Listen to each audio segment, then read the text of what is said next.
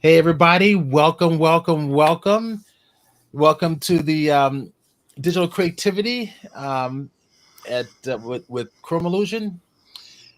And with today, it's going to be our Photoshop users group meeting featuring John Mitchell. We're going to get started in about a few minutes, couple of minutes here. Just wanted to make sure, going to get the sound check, make sure video's coming through fine. Yeah, my portrait is like perfect.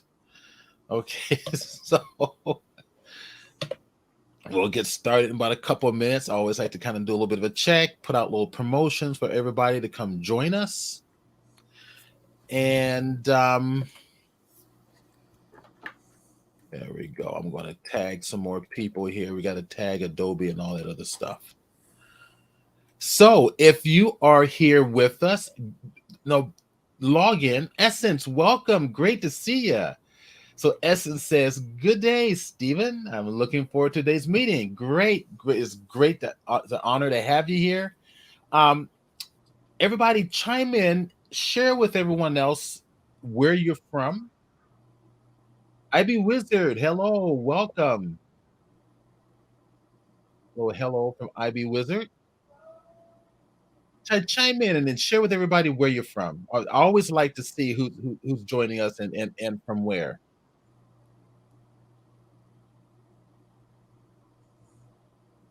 And as I'm speaking with you, I'm sending out more promotions to other groups to come and join us. Great. Moscow, Idaho from Essence. Moscow, Idaho. Good things not from the other Moscow. Of course, they won't be joining us because I think they're kind of banned. Yeah, I don't So, think they have internet right now. no, they don't think they're gonna have any money either. So Yeah, yeah.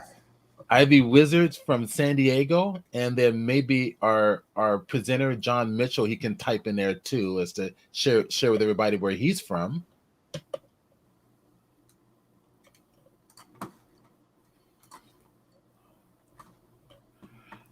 And I'm going to send our little post on over to the Adobe Educators Group,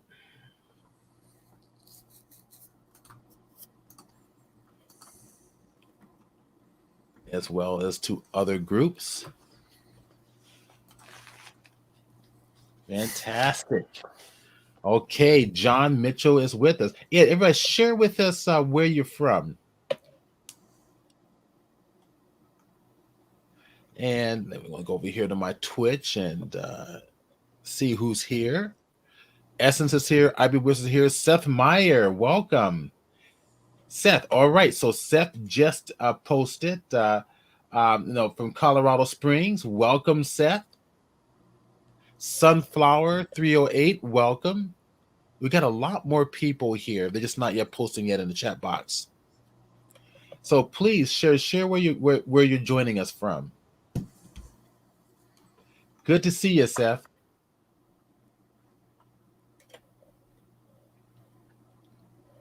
The newest person just logged in. I guess what I'll do is I'm going to start sharing your screen, John. So if you want to bring up your Photoshop so that everybody's kind of seeing your Photoshop rather than the multi-dimensional effect. So nobody gets freaked out. That's right. Okay, cool. This is great. This is great. All right. And I'm going to continue to kind of send out reminders on Twitch and not Twitch, but on Twitter and all of that you're here and live and ready to go. So what we're going to do is we're going to go about an hour and a half. We'll take a 15-minute break. So we'll stop about it's 11 o'clock approximately now. We'll stop about 12:30. We'll do a 15-minute break and then we'll come back and finish up the final hour and a half. Oh, more people are jumping in. Welcome. All right. So Mr. Phil Go VFX, San Diego. Welcome. Welcome, man. Great to have you here. And guys, I'm going to put in the Twitch link that we are on now And if you would take that and send it out to all your friends on Facebook and Twitter to come and join the meeting. So I just typed it in there. There you go. So the Twitch. We got a great presenter. He's a longtime member of the Photoshop users group. And we are currently now about, I think, how many members are we? Ivy Wizard is is my co-manager, and that's Tom. And you, I forget how many members do we have now. Ivy Wizard, is it 35,000? Ta-da! I love that. So it's about 35,000 members or so. I think we have now currently in the Photoshop group, and we're still growing. We were also voted by Facebook as being one of the most helpful Photoshop users groups on Facebook. One of the largest and the most educational. So that's an honor. And we're always there to help. We're always there to learn. Photoshop is very vast, and it doesn't just do photography. Now John's going to share photo compositing techniques, which is what it's huge right now using photo compositing, and he has some very interesting approaches to being creative with his art. So Ivy Wizard just responded that we currently have about 30 almost 34,000. So 33.7 thousand is where we are currently in terms of membership at the Photoshop user group on Facebook. If you are not a member of Photoshop group on Facebook, I'm going to put the link on there now, and you can basically join in. It's all free, of course. Let me go get the direct link for you, which I'm doing now, and I'm going to paste it right now into the chat box. Here you are. Cool. All right. So everybody has. So if you want to go there and join now, if you are new to my Twitch channel, go ahead and if you want to have access to all the videos I've ever done, I also do presentations during the week and often every week. It's like what is it? How much? Like $4 a month or so to join. You get access to all the educational content that I have on there, and it's well worth it. However, follow me for free. So definitely, hit the follow button on Twitch so that every time I come on, it automatically notifies you that, hey, Steve is here or Chromolution is here doing a presentation. Come join if you like. Okay. So definitely start following me on Twitch here. Okay. So I guess what we'll do is I'm going to stop talking. I'm going to let John take it away. As I mentioned before, John Mitchell is one of our avid members, photo compositor, and he has this passion for taking photography and doing something very, very creative. But his work tells a story, and that's what I've always enjoyed about watching his posts. Is that every post that he puts up on our Facebook page is telling a story, and he pays attention to detail. Oftentimes the story is very comical and whimsical. There's a lot of humor. Like if you look at him, he kind of looks like a biker guy. So you think he might think it's a scary looking dude, but he actually he's a really nice guy, and he has a lot of sense of humor, and it shows in his work. I'm gonna get in trouble for that, I know. So John, say hello to everybody.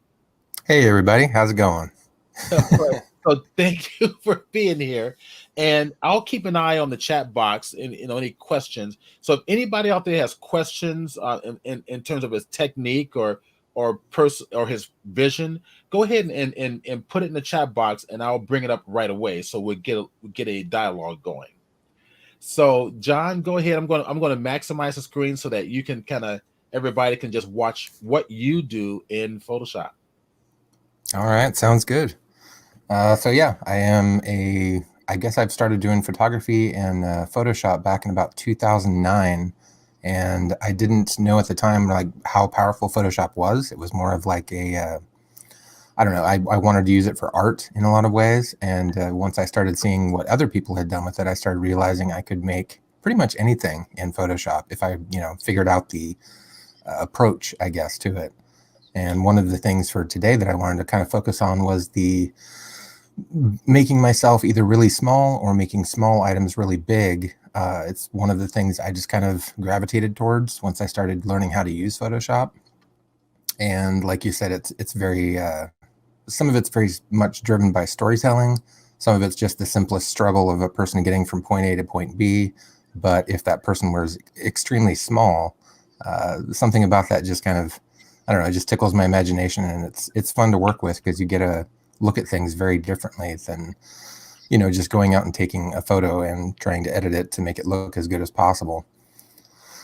So I guess the first, I went back through my old archives, and one of the first images that I ever did of it was really bad in many ways, but it was the first time I had ever tried to make myself small on a keyboard. And this was in 2010 was the first time I ever tried this. And as you can see, it's got lots of issues with, you know, focus and I guess just overall scale and size and stuff like that. And I'm even a little bit distorted on the keyboard. But the idea was that if somebody was really small and he was trying to send an email, he would make lots of typos and errors because the keys are so huge. He has to basically leap back and forth to try and send the email. And I don't know, something about it just was it was challenging at the time because I had no idea what I was doing. And I knew that light and shadows played a big part of making it look not realistic, but trying to make it look good as far as a composite goes. And this was the first time I had ever stumbled into trying to make something, you know, something normal size myself, very, very small. And of course, I didn't have the experience or the foresight, I guess, to do a lot of tests and to maybe even draw up an idea so that way I could go for it. I just kind of took some pictures and tried to make them work later on, which of course ran into a lot of errors and a lot of things I had to try and troubleshoot and try and figure out. But it was a good starting point, and it's kind of what made me want to try and do more of this kind of thing, because it seemed like I had, you know, there was a lot of room to grow as far as what to do and different ideas that were just kind of interesting to me and stuff that kept my artistic, I guess, ideas and passions alive. So I would just start images like this. I would just take a couple of shots and then try and cobble them together. And of course, being that I haven't had any Photoshop lessons or tutorials or things like that, a lot of it was just trying to figure out what did and did not work. So started off with images like that. This was from 2010. And the next one is the second time I ever tried to make something big, small, which again was myself. And it's an hourglass that's probably about 6 or 7 inches tall. But I liked the scale comparison, so I tried to make myself hang off of it. And unfortunately, I don't have any other images from the time. This is back when, you know, once I had finished editing a picture, I pretty much just got rid of all the other photographs that I had at the time because I wasn't good about saving things. So I think if I remember right, the picture of myself is actually me hanging off of a porch that I had that was elevated off the ground, so I could actually get my feet off the ground enough to just hang by one hand. And then, you know, through trial and error, just edited that so that I was grabbing onto the dragon head there of the hourglass. And this one turned out a lot better than I had thought. And some of that had to do with the fact that I knew my camera settings a little bit better, and I knew light and shadows a little bit better as far as, you know, editing in Photoshop. But it still had its difficulties and its errors that I tried to work through. One of the things I actually really like about this is the amount of detail. I had started using a different camera at that time. I think it was my second camera that I had bought, and it had a much bigger sensor. So I was realizing that with the f-stop and the field of focus, I could make smaller things look a little bit bigger, look a little bit grander. And then that also helped with matching up the scale of focus to myself, because at that point in time, I didn't really account for the difference in something that was very, very small and putting myself in it, which is what a lot of the issues were with the keyboard image that I had made as well. And this was a lot of fun and got a lot of people interested in it and trying to figure out how I did it. And they wanted to know how big the hourglass itself was. And I wish I had the original shots that I had taken for this to demonstrate and show, but they're unfortunately long gone at this point. I think that same year I tried another one. Yeah, here's So this is a small, it's very, very small. It's probably 8 inches tall at the most, but it's this little tiny shopping cart that I just thought was really, really fun and funny. And once I had it for a few days, like obviously it starts, the smallest idea for me at least starts with things like this. I just get interested in it and I'm trying to figure out what I can do with it. And then I decided I'd take a picture of me in it holding up a normal size quarter, and unfortunately did not account for several things as far as scale and even perspective, which is why my body and my head look a little bit weird. But it's the first time I had tried doing something like that too. If I remember right, there was quite a bit of like warping and manipulation to try and fit myself into that same size. And then the shadow underneath was the first time I had really, I not struggled with, but the first time I had issues with trying to make a shadow and trying to make it look realistic, because it just either got too dark or it was too widespread. And the shadows are, to me, the biggest hurdle with editing something big to something small, is that you have to get those shadows looking as good as possible, and you really have to pay attention to the other shadows in the original image. Otherwise, it does tend to, it just looks flat, or it just doesn't match up.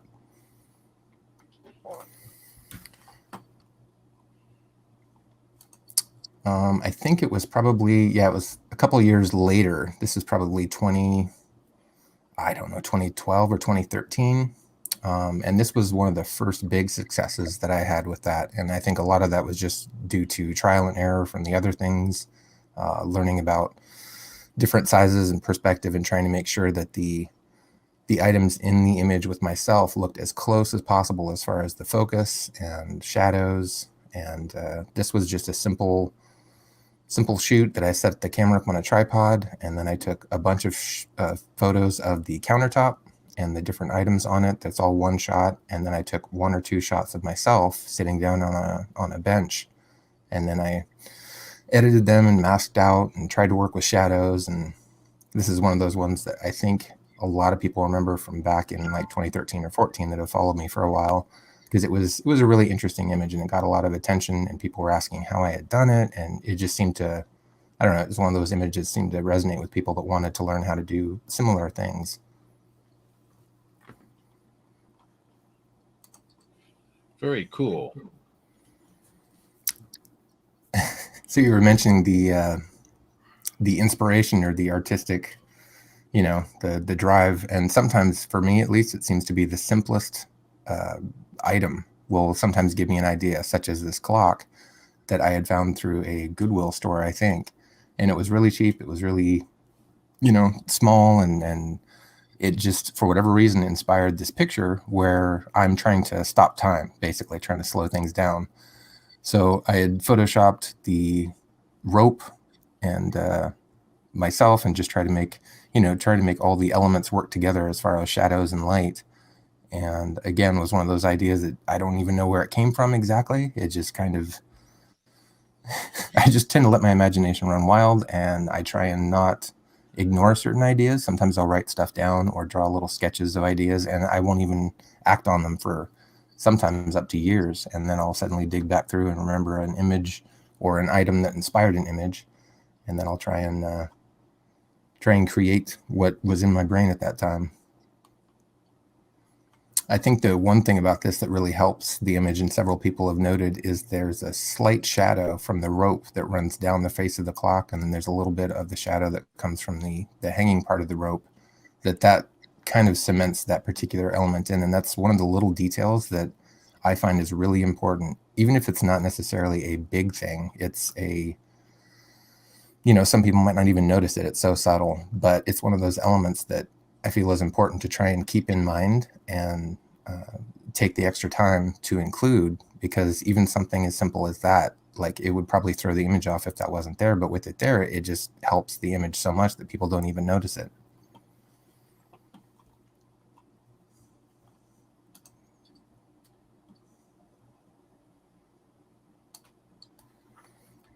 Oh, too many clicks.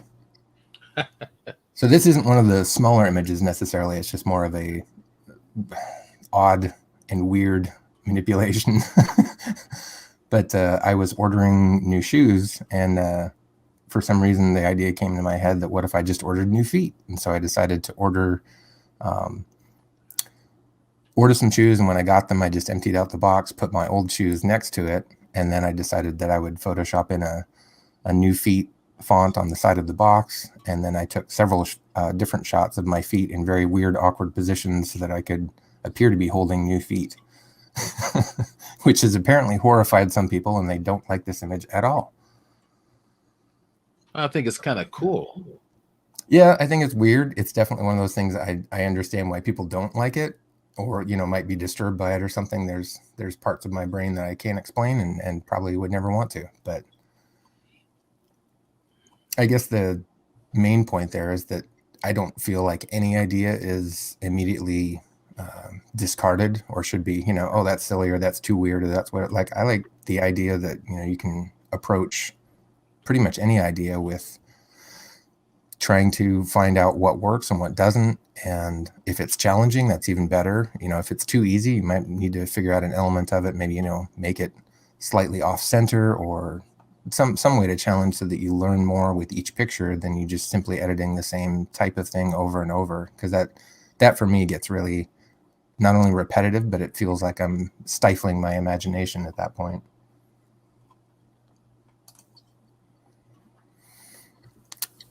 This is, again, another image that was inspired off the item. I found a really cool globe, and I didn't know what I wanted to do with it for quite a while. But once I eventually was thinking about like travels and where, if you could just spin a globe and pick a place in the world to go, and somehow that became, trying to make it massive. And rather than me being small in the frame, I decided to take the globe and make it huge and just put it in my driveway, and then have me with a packed bag ready to go wherever the ball ended up spinning.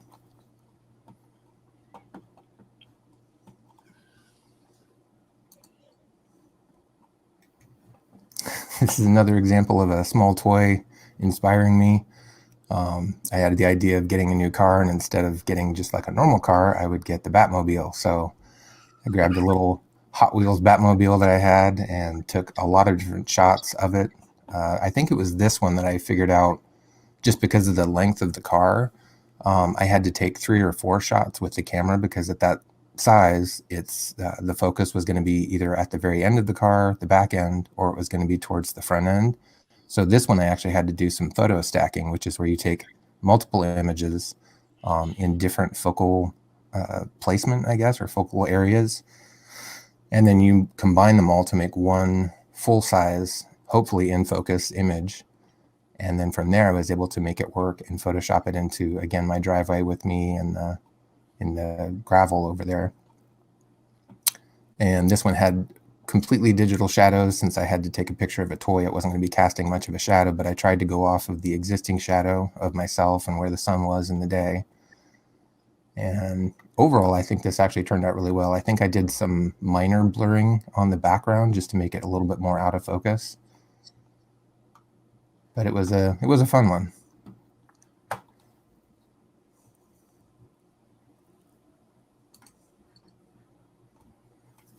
So this is just a regular, I guess, photo manipulation image that I did of one of my dogs. And it was just, I like making movie poster type things with the dogs and myself. I really have a passion for like movie posters and the art style that a lot of them have. So I decided to make one of him, and he was being a very good model that day. So I got a lot of good shots of him just sniffing the air and wandering around in the sun. And this was the one that I ended up using for this particular image.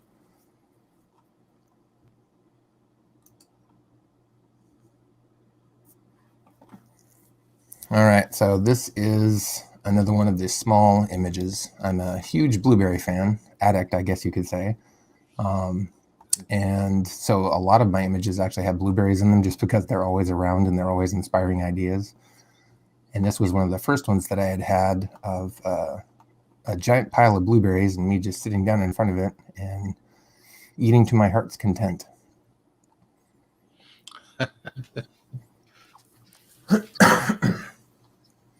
If I recall correctly, I think I took only one shot of the blueberries themselves, but then the one blueberry in the center there that I'm holding, I took several shots of that just propped up on a toothpick so that it would give hopefully the biggest amount of usable room around the blueberry. And then I wanted to make sure I still had that little bit of a golden shine from the wood block underneath it. And then when I took the shot, what's that? I wish I had blueberries that big. Well, there's a blueberry brand or a strain called Colossal, and that's one of the ones that I bought for this one specifically. They are just massive blueberries. That's my type of blueberries. Yep. So yeah, the shot of myself was just simply me sitting down on my floor and getting a picture of that. And when I photoshopped myself in, I realized that the field of focus is right around where my shoes begin, my boots begin. So I had to go back in after I had photoshopped myself in there and try and blur up the bottom of the shoes a little bit, because they were so in focus that it looked very off compared to where they were actually sitting in the picture. So that's one of those little subtle details that sometimes it just helps to sit and look at your image for a while and figure out, why isn't, this working, or why is this little detail off? And that helped a lot with the shadows as well, because I had to actually cast shadows over here on the blueberries for myself, and just paid attention to the light direction and the way that all the other existing blueberries already are casting a shadow. Just trying to make that work so that hopefully it looked like it was a complete image.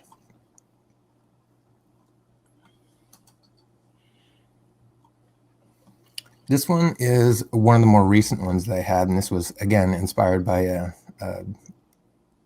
accident, I guess. One of my lenses spilled out of my backpack when I was picking it up one day, and it hit the floor in such a way that it actually dented the side of the filter. Thankfully, it didn't damage the lens at all, but it busted the filter, and it actually kind of compacted on one side where it wouldn't come off of the lens afterwards. So thankfully, it turned out to be not a horrible thing. It was just a $15 filter, I think, 15 or 20. But as soon as I saw it, and with the glass on the floor, I was like, I should do a picture of me sweeping up the glass, cleaning up after this. And I didn't know at the time whether or not the lens was damaged, but I figured I would at least try and make one good thing come out of that particular event. Yeah, I would have liked it. I think on this one, actually you can see it a little better now. Probably left some of that glass shards inside there, so you can get a little more sharp edges along it. It'd be kind of cool too. Yeah. You can see that there's still a lot of little tiny glass like particles and little like dust and stuff on the actual lens. And I was afraid of wiping that off of the lens at first because I didn't know if it was going to scratch or not. So I was very, very careful when I actually cleaned off the actual lens itself once I had removed the filter. And I think I have that lens. Which one is that? I think that's the 17 to 40 millimeter wide angle. That's the one I've got. Yep. Same one. It's a good lens. I really like it for a lot of stuff. It's a very, very good, and it's super, super sharp. And also being its L glass, which is the I guess the best of the best of Canon's glass. It's one. I mean, it's super sharp, a lot of depth. I love the lens. And the distortions that it gives you. Oh yeah, the distortions are crazy, especially if you're doing things like looking up at a person from down below or something. Like, it just gives you a really cool perspective. Not quite fisheye, but it's still really cool. And like you said, it's really sharp. I love the fact that it takes such good pictures just right out of camera.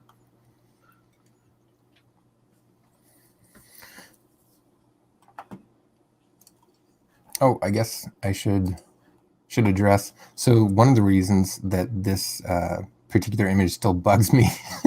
So when I took the picture, I took several pictures of myself, several of the lens, and when I was editing them together, I realized that I had worn a shirt that was half gray and half white, like it's divided right down the middle.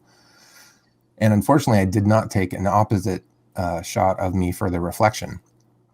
So this was an instance where I just needed to try and make what I had work. And so the character that's reflected in the actual lens, you can see that it's the exact same duplication of the main shot of me.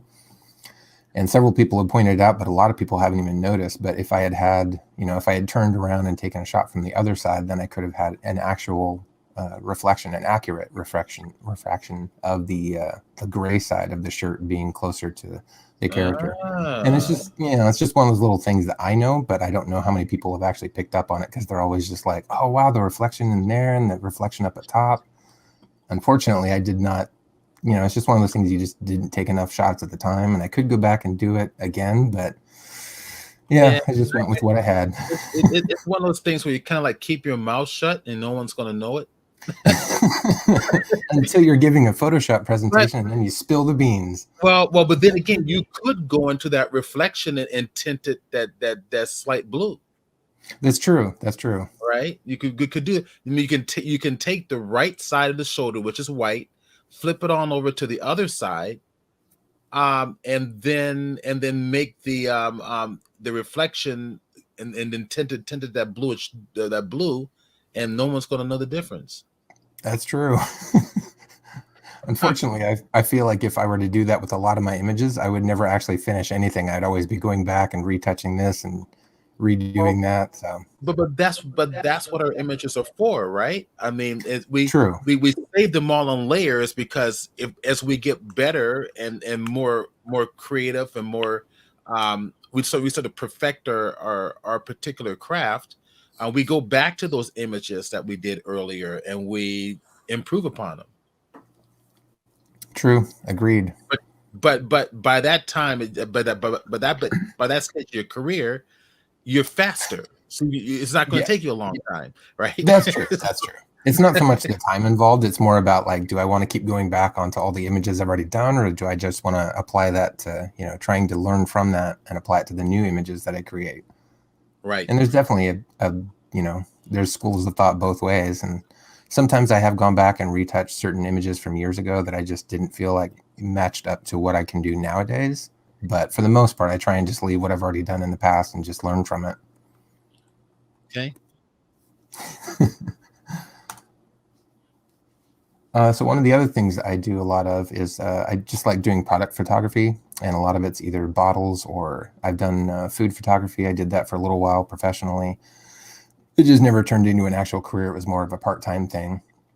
But I really like working with, trying to make like a magazine ad or a type of ad that has like a certain, I don't know, a certain status to it.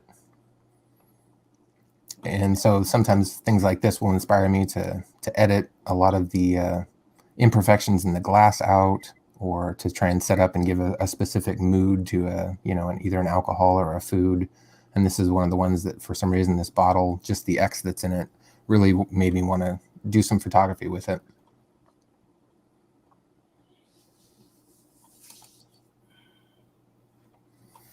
This is also an older image that I had done. This is just a normal photo manipulation. It's nothing specifically size-wise changed, but all of the cards have been individually edited. It's a deck that I had that was really cool, and I wanted to use it for this particular shot.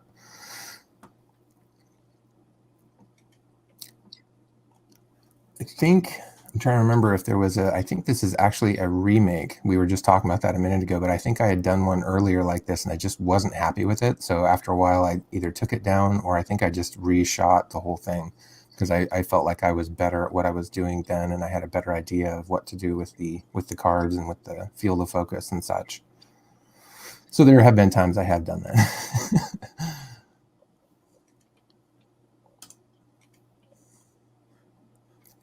And this is another movie poster style dog shot of a little dog named Lady, who is quite the terror when she wants something, and she just kind of inspired this little Halloween-esque shot of a sort of like a throwback to like the 1940s or 1950s horror movies. We called it The Curse of the Chupacabra. And she's good at posing, but she also moves around so much that it's difficult to get a good shot of her. So when I had finally got this shot of her looking somewhat ferocious, considering that she's quite tiny, I was very glad that we were able to make that work.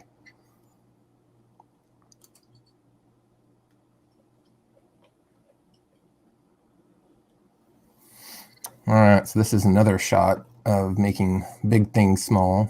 This was inspired by the fact that quarantine happened and everybody was basically staying home, and there were lots of movies that I wanted to go see. I'm a big movie fan, and there were no movies in the theater. So I decided that it would be an interesting idea to try and make a little home movie theater, but make it out of a laptop with me and my girlfriend and brother and a little even a little dog over there in the corner. And we would all be in a sort of like a home movie theater set up on the laptop. And this one actually took quite a few hours. I think this was close to a 5 or 6 hour, just because I edited all the chairs individually, and I tried to make sure that there were enough individual shots of us that it didn't look too repetitive, like the same, two people in the theater. And I don't remember if I've got a walkthrough for this or not. Sometimes I put up before and afters on my Facebook page, and I try and detail, all the little steps that I've done. And this was probably either middle of 2020 or the beginning of 2021 when I did this one. But it took a lot of work. It was definitely a lot of learning and using all the little things that I had learned over the years to try and put this together into a scene. And I think it's a really cool image. It's very unusual for me, at least. A lot of times I'll just try and make things that almost look natural until you look at them a second time. And then you're like, oh, wait a minute, that's, a giant salt shaker that he's holding rather than just something he's picking up and carrying around.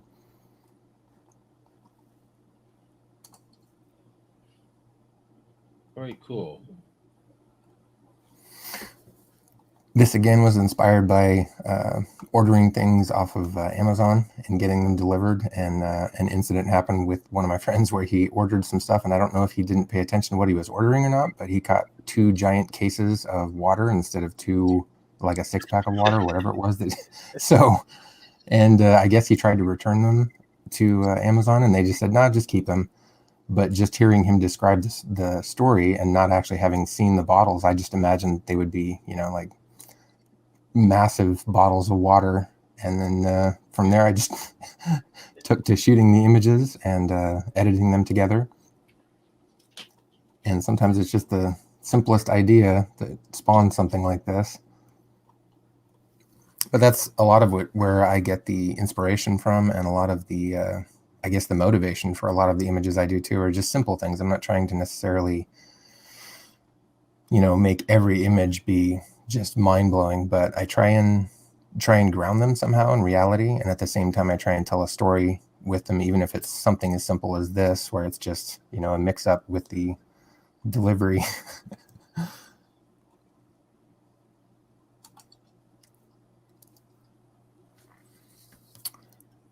This is an older image too. I think this one is probably 2014, maybe 15, and I do a lot of actual artwork, like drawing and coloring pencils and stuff like that on paper. And I thought it would be interesting to see if I could try and make it so that a very, very small version of me is finishing off a fairly large picture. So I put a couple of, I think they were action figures that were similar in size to what I was wanting. Put them down on the paper just to make sure I had shadows and lighting somewhat correct, or at least in the same areas. And then from there, at least I had a good basis for how the shadows and the shadow of the pen or the pencil would react on the paper. And this was a lot of fun to put together, as far as trying to keep the main field of focus is just about exactly where I am resting on the paper. And then it just kind of goes across in a long rectangle around there. But the background is out of focus and the foreground is also out of focus. So it was a little tricky for me trying to figure out where to put myself in there. And I think I even blurred the front knee that's facing the foreground of the image. I think I even blurred that a little bit just to make it a little more of a subtle change from the field of focus to where it blurs somewhat correctly for what the camera had taken.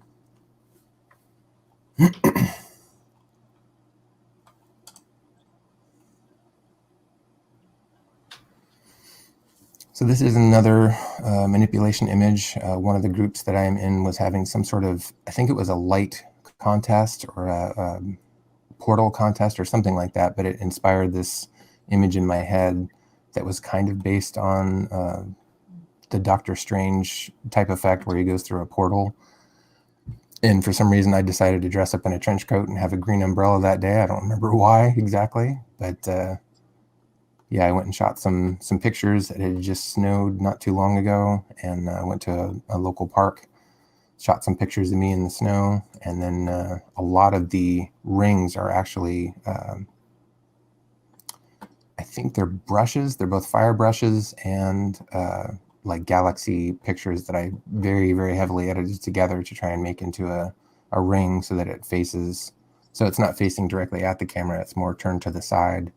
And that took a bit to get right. But once I was on the right path, it just seemed to flow a little better.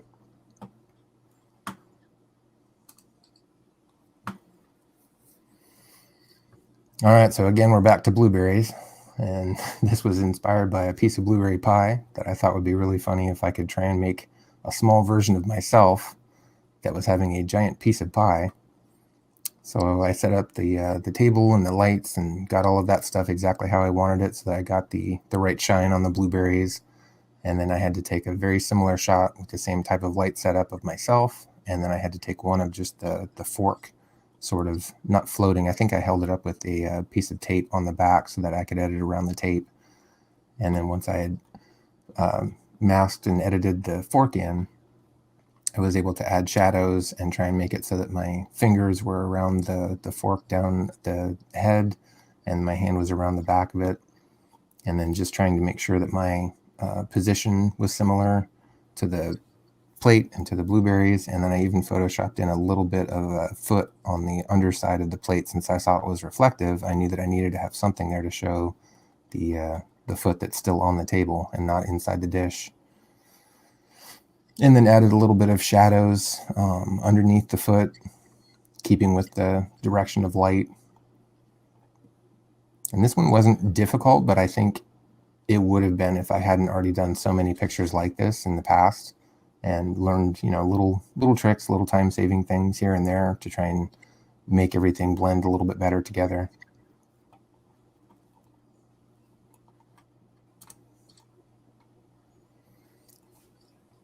This is another one of the disturbing images that some people are upset by. And I don't even remember honestly where the idea came from, but it was just stuck in my head for days of what would happen if you had to walk on your hands and you had your feet for hands. So I decided to try and Photoshop a disturbing image of that, which makes me laugh. But apparently some people have said that it's very upsetting to them and they can't even look at it, which I find is kind of a win, I guess.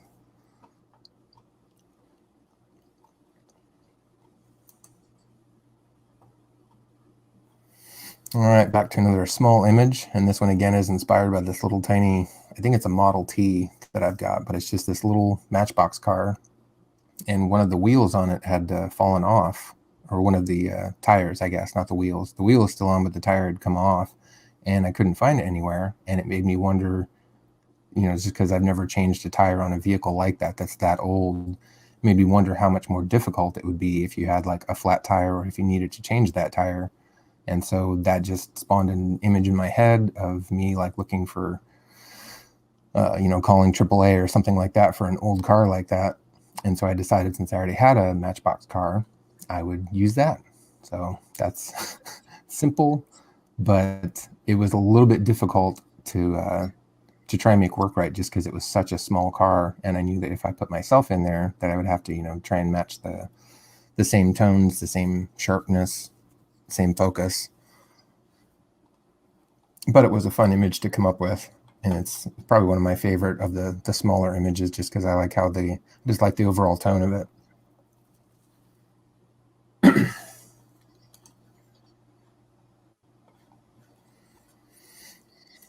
All right, so this is another small image where I've made myself tiny. I was looking at blueprints for a plane. I forget exactly what the plane was. It was basically like a giant size Wright Brothers type plane. And it made me think of whether or not, if you were at that size, like, would you make everything like a paper airplane? And so I decided to try and make an image of me looking at blueprints and trying to figure out a paper airplane. But I also wanted to make it so that it was looking somewhat down on the subject, which is a little bit more difficult. It's something that once I had the idea in my head, I couldn't think of a different way to do it than that. That's the one I wanted to do. And so the camera that's taking a picture of me is actually pretty high up on a tripod and looking probably at like a 45-degree angle down, maybe a little bit more. But I got a picture of myself And then I think I took the picture of myself first. That way I had a really good basis of the perspective and what the angle would look like. And then I tried to match that up as close as possible to the picture of the table with the pens and the paper and all the information that kind of helps complete the story. And then when I put them together, it was a pretty simple masking process. The only difficulty I had was with the shadows, and that's still, it's not 100% on for me. It doesn't feel like it's 100% real. But I think that's just one of the things when you're dealing with light and shadows and you have an image like this that's not exactly, it's not very cut and paste as far as where the light goes and where the direction is. Like, because I'm standing on paper and that wouldn't have as harsh a shadow because it's also reflecting light. Just one of those things in my head, at least, I have to really try and figure out a way around that it doesn't look too dark, but you also don't want to have it be too, the shadow be too light, because there still would be a shadow if there's an object there. You just have to get much closer to the feet before it becomes more opaque. But it was a fun image to do, and it was a cool idea. So this is more of just a massive photo manipulation with lots of different elements. About every year I do a Christmas card with my dogs and my girlfriend, and this year we decided we were going to do one with absolute chaos in the kitchen where the dogs are stealing gingerbread cookies, and it's just an absolute massacre of gingerbread cookies. So this is probably about 20, I want to say about 25 layers. A lot of the individual gingerbread cookies were actually their own picture, their own layer, and just try to make them all work together and cast shadows. And trying to get dogs to pose for pictures while there are cookies nearby is a lot more difficult than I thought it would be. So there was a lot of missed images and or blurry faces as they ran back and forth trying to beg for cookies. So it was a fun process, though, and I think it turned into a really fun Christmas card type picture.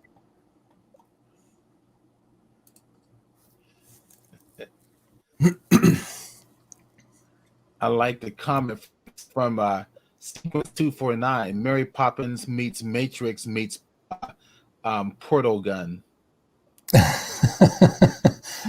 Yeah, that's for the portal image. Yeah, that makes sense.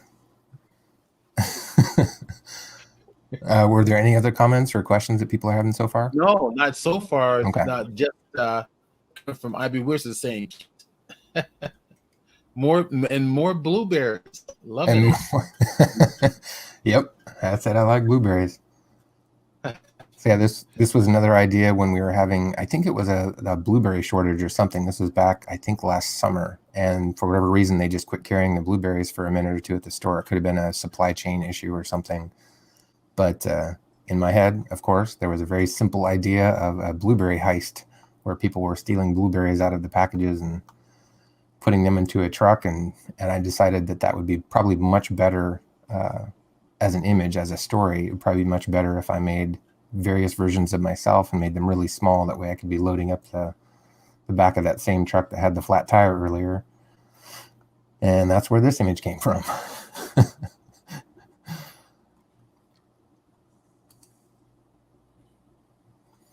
So this is an older one too. This is one of the first ones that I had done. I think this is back in 2010 as well. And again, took very, very few shots. Didn't really have a solid plan when I started out, but I knew I wanted to get a picture of myself. And I was climbing up, I think it was like a hilly area that was pretty steep so that I could get a pretty decent angle as far as my lean. And then took a closer shot of the bottle of Jameson. And then when I photoshopped them together, I actually just digitally created the rope because I didn't actually have anything that looked like climbing rope at the time. All the rope was either like bright yellow, like boat rope, or bungees or something like that.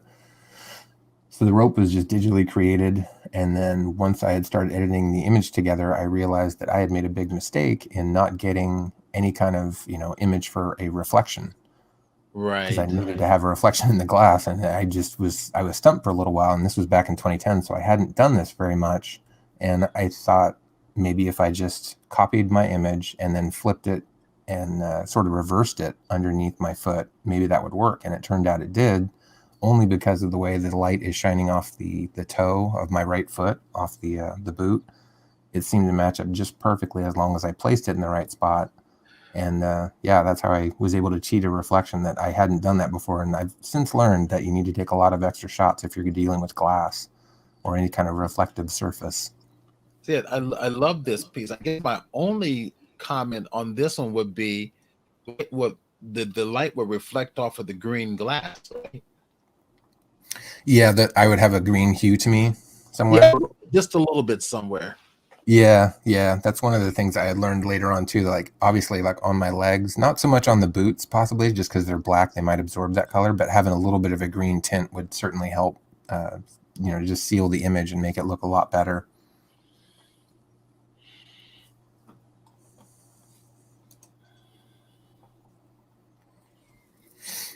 I don't remember on this image if there was a specific thing that inspired it, but I think it was just more of trying to put myself in a jar, and then once I started thinking about it, I started becoming more and more like confused as to how I would do that with reflections and with just making sure the outside of the jar looks as realistic as possible. So what I did with this one is I took a lot of shots of that particular jar in various lighting instances, and then once I had photoshopped myself in there, I did a little bit of warping to the final image of myself and just kind of squished in from both sides so it looked like I'm actually being pressed against the inner glass of the jar. And then several times I applied, I think it was like different shades of the glass that I had shot with lights on it so that I got a lot of reflection on the outside, but you could still see me through the glass. And it was just that idea of canning an object like pickles or something like that, but instead it would be a person who was just trapped. And then the Alice in Wonderland glass was just happened to be there, and I thought that was an interesting idea as far as big and small as well. So I decided to include that in the sort of the background of the shot. Now, Essence has made a comment. His comment is very inspiring presentation. I'm really in your imaginative images. Well, good. That means he's not too disturbed yet. And Pearly Cream Cheese is with us. Always an honor to have Pearly Cream Cheese here. She says, nice job with the glass on this one. Nice.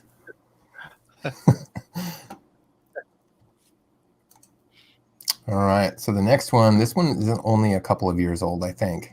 And I had seen, I think it was a movie. I'm trying to remember which one it was, but there was a movie that had some sort of painting and somebody was coming out of it or reaching through it. And I think it was a dream sequence. But as soon as I saw that, it started making me think about a couple of cool frames that I had around here. The picture itself isn't all that cool, but I absolutely loved the frame. And I was trying to figure out something to do with it for a while. So once I had that idea of a painting that's come to life, I decided to make an image of me in the painting and then reaching out to try and grab a bottle of rum that happens to be sitting nearby. And it's probably, I don't know if it's easy to see on screen or not. And this is one of those things that I just include the details because I really wanted it. It was stuck in my head. But right around where the arm is leaving the painting is where it's real, where it's like actually the fabric. And then the rest of the painting, I tried to give this very like oil canvas. Can't exactly think of how to describe it, but it's a very painterly look, I guess. Right. And there's a lot of texture and canvas and stuff like that. And it's just one of those little details. I feel like if you're viewing it only on a phone, you're never going to see that kind of detail. But I really had to include it for my own sake, if nobody else's, just because I like the idea that it right where it breaks through the painting is where it becomes a real hand and a real coat rather than, just being a normal photo reaching out. So maybe, if you wanted to get more of a painterly effect on the portrait, maybe the smudge brush, not the smudge brush, but the, oh my gosh, why am I forgetting my Photoshop tools here? Brain freak here. It's the, I think it's a smudge brush. No, it's not the smudge brush. It's, Okay. I'll tell you in just a minute. But go ahead. I'll remember. But yeah, I just wanted to get the certain texture to make it look a little bit more like a canvas and or oil streaks, painter streaks. And I know there's a couple of different ways to do that. I think I used mostly a filter and then a little bit of manual edit as far as the the pen or the brush tool. And the rest of it in this image was a fairly simple composite as far as just photoshopping an image of me from a different location, same lighting, same light direction, but just photoshopping me into the existing frame and then just very carefully masking out around all the corners of the picture that's already currently in the frame. And then just adding a little bit of shadow from the arm. And I think there's even a little shadow along the base of the picture, the bottom side, just to help blend it together. So then Nanook has come on to say testing 1, 2, 3, just making sure he's on. Yep, you are on here, Jeremy. Okay, so the name of that tool is the mixer brush. Oh, okay. I don't know if I've actually used that very much. I think I might have used it a couple of times. You've got to use it. Okay. I will put that in my have to do list. All right.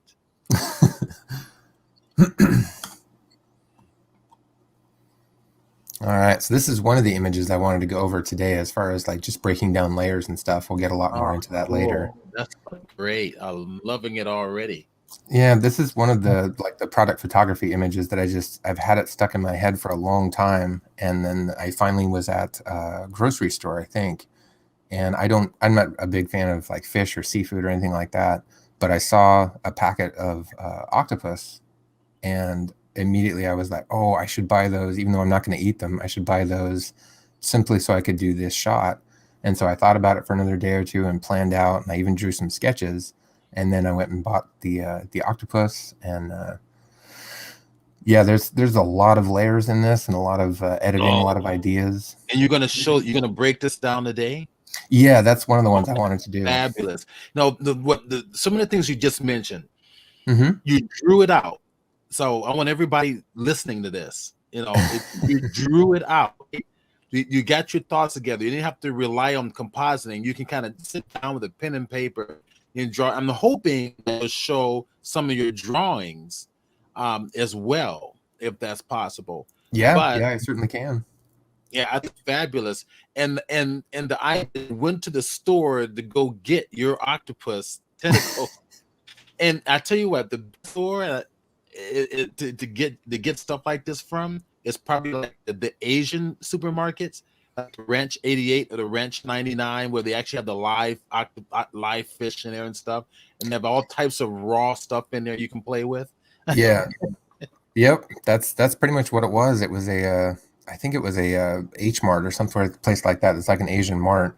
And they had the octopus sitting there in the wrap in the cold storage. And it just immediately came to mind that I should do this. And I already knew the bottle I wanted to do, which was a Kraken bottle. I just figured I would be using octopus images from online, or I would have to, find and just gather a bunch of different images of octopus legs to make it happen. And once I was actually able to take all the pictures myself rather than relying on the internet, that's when the ideas really started just kind of flowing forward.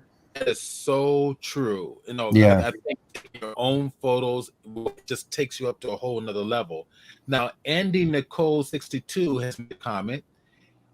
He has a question for you. Okay. What's the best advice you could give for doing these images? Getting some already. I curious by which images he's meaning, but like all of them, I guess. In general advice. Just general advice. My best advice for myself throughout the years and just learning how to do this is to just plan as much as you can before you start taking pictures, because you're going to find you're wasting a lot of time if you're trying to correct images later on. I found that a lot in my early start with doing images like this, is I would just take a bunch of images without a whole lot of solid idea of what I wanted the final image to look like. And in the end, that just ended up being a lot of images that I either had to reshoot again later, or it just didn't work right as far as the lighting goes. A lot of people don't feel like they have the ability to draw or sketch good ideas on paper. A lot of people say they're not very artistic, but I feel even stick figures, as long as you know your lighting directions and your shadows, those are so helpful in making a believable composite, even if it's something as simple as the Kraken bottle here. This isn't dealing with 2 or 3 different things that are of very differing sizes. So that's where it gets a little bit more tricky when you're trying to figure out how to adjust your camera settings for something that's 10 feet tall versus something that's 6 inches tall. That gets a little tricky, but as long as you can draw it out ahead of time, you're going to be able to plan all of your shots better, and you're probably going to get a lot better results as far as your editing and your lighting as well. So if you can draw a little sketch of it, I feel like that is the best place to start from. There's obviously a lot of little things here and there that you need to keep in mind. But for myself, if I'm just trying to keep an idea in my head and then I go and plan out pictures, I almost always end up making some sort of mistake or forgetting to take a certain shot from a certain angle. So I tend to carry paper and pen with me pretty much everywhere I go, so that if I need to, I can just start even really quickly just sketching down a very simplistic idea of what the image might look like towards the end. And then I tend to refine it a lot more before I'm actually shooting any of the images. So everybody know there was a little bit of a hiccup on StreamYard. So we're back. It's going to be coming through. You kept talking, but there was a little bit of a freeze, and it wasn't your fault or my fault or anybody else's fault. It was a StreamYard fault. Let's see. Essence says the little known fact. Let's see. Or you know what? Let me mention this. Ivy Wizard made a comment that you could also find a 3D model of an octopus and use that as well. Yeah, that is another option. I have worked a couple of times with programs like Blender or somewhere like that, but I haven't found, I guess for myself, I haven't found great results with that. If I can actually get a hold of, like in this instance, if I can actually get a hold of an actual octopus leg, then I get so much more detail and I can have the lights be exactly how I want them. I don't know, maybe I'm just a little bit too old school in that particular regard, but I like being able to shoot the images myself rather than, composite them with a 3D program. It's something I've been interested in, but I just haven't taken enough steps to do, I guess, to make it comfortable as far as my workflow. So Essence says, little known fact, the word octopus in Japanese is taco. Huh. Now, I have no idea if I should even believe that, but sure. It almost sounds like the beginning of a joke, kind of. Exactly. I'm waiting for the punchline. Well, yeah, the octopus one will be an image that I'll break down in the second half, so people get to see the different layers and a lot of the original shots that I used. So this one was again another idea of taking something very small, which was just a regular sized leaf, probably not even as big as the palm of my hand. And since it was turning from summer to fall, I was thinking of the idea of what if you were to go out and have to paint all of the leaves, the different colors that they turn rather than just letting them naturally turn. And so that's what inspired this particular idea. And then I wanted to make the leaf huge so that I got, the ability to paint more surface area more. So the picture was a little bit more self-explanatory as far as the story. I love this one.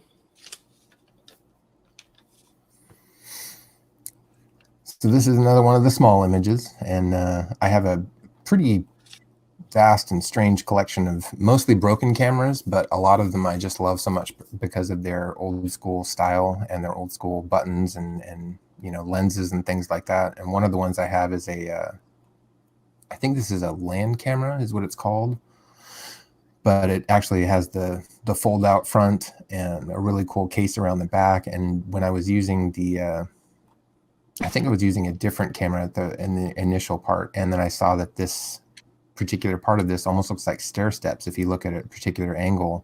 And so I decided to make this into a stairway that I'm walking up. And this was probably 4 or 5 images put together as far as me walking up my back porch and then trying to make sure that the focus on the bellows area, I think it's called bellows, the accordion part of the camera, matched up. And then just trying to get the lighting right and trying to put a little bit of shadow underneath the feet. It's a pretty simple image overall. I don't think it took that long to edit, but it was just one of those ideas again that I had. And once it's in my head, I kind of have to get it out somehow. I have to make it.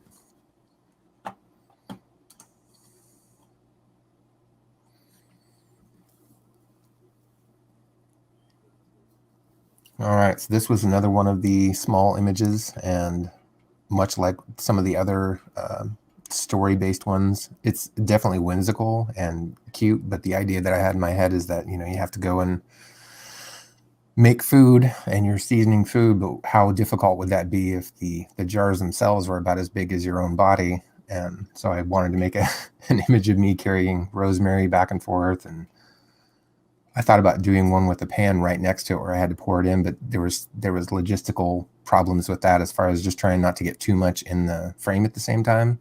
I can tend to overthink things, and so I tried to keep it simple. I wanted to feature a couple of different spices, but I didn't want to necessarily have so much in the screen that it becomes overwhelming. And then the reflection here was something I had learned from the other shots that I had taken, other mistakes that I've made actually. And this is I think it's a pretty good indication of how a simple image can come together. I don't think it's that many pictures. It's probably 3 layers, 3 or 4. One of them being the reflection, and then one of the layers being the digital shadow that I added underneath my 2 feet. But in looking at the other shadows on the table, I tried to make sure that the shadow underneath my feet was a lot stronger as it gets closer to actually making contact, and then very quickly starts dying out and becoming much lighter just because of the reflection of the table and the surrounding light, the ambient light. And a lot of that is just simply observing and trying to take notes and trying to make sure that you're matching up the larger images with the smaller images and trying to keep the focus right. And, you know, it's just little steps, but eventually you can make a pretty quick edit. I think this was probably half hour, maybe 45 minutes total. And it's kind of one of those examples I use when people are saying that they just don't understand and they feel intimidated by making images like this. It's really not that difficult as long as you monitor what you're doing and trying to keep your, trying to keep your ideas small enough that they're manageable without trying to include too many things and trying to overthink it, basically.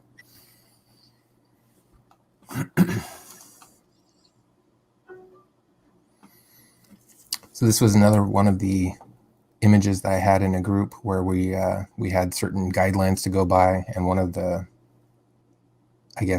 inspirations for the picture was the idea of a light bulb, and we were allowed to use that however we wanted to. We just wanted to create something with a light bulb, and I don't remember why, but for some reason the idea in my head was the overall shape of the light bulb, just a very simple shape, kind of reminded me of a buoy like out in the ocean. And so I decided from there I would just work on making something that I would be floating on, and the light bulb itself would actually be the thing that's keeping me afloat. And then I turned that into more of like almost a pirate themed adventure type of story. But the biggest thing for me was I wanted to be able to feature the top of the ocean and also see underneath, because I've always liked those kinds of images, but I've rarely ever tackled that particular, style myself. So this is one of the first times I attempted it, and this took a lot of finding and gathering images off of free stock sites and stock sites that I had to sign up for and stuff like that. That I just wanted to get specific ocean floor images with those really cool reflections, and then the bubbles and the ocean top, and then the clouds that are actually way in the background are something I shot a couple of years ago. I've got a pretty big folder of just cloud images because I'm always using clouds for fog or mist, or just having in the backgrounds of images. And then the the little telescope, whatever it is that I've got in my hand, I forget exactly what that is. The spyglass basically is actually a really long rum bottle that I thought was just kind of shaped the same way, and so it just kind of tickled me to include that in the image.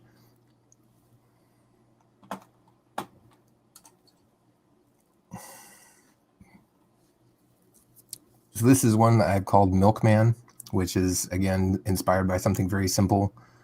Somebody was talking about how in the old days, milkmen used to come and deliver like crates of glass bottles of milk and things like that. And for whatever reason, even though I'd heard the word many, many times, when I heard the word milkman this time, I immediately thought of a person made of milk. So that was the genesis of that particular idea, and it inspired this, where a guy is running and he's just he's made of milk, as weird as that is.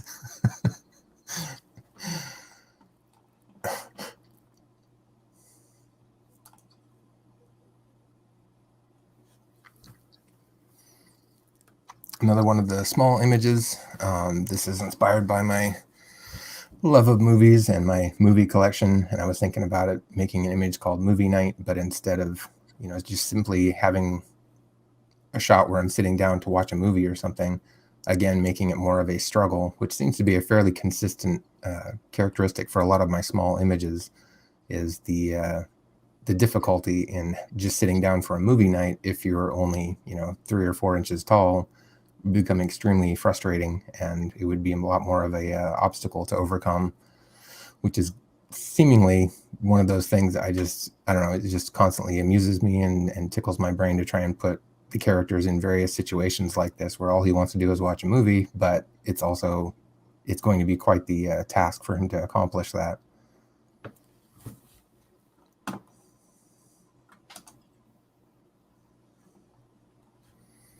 This was also inspired by a Amazon mix-up similar to the Dasani bottles, where I got shipped something that was, I forget what it was now, but it was not at all what I had ordered. It just got mixed up, and I had this massive box outside my my house.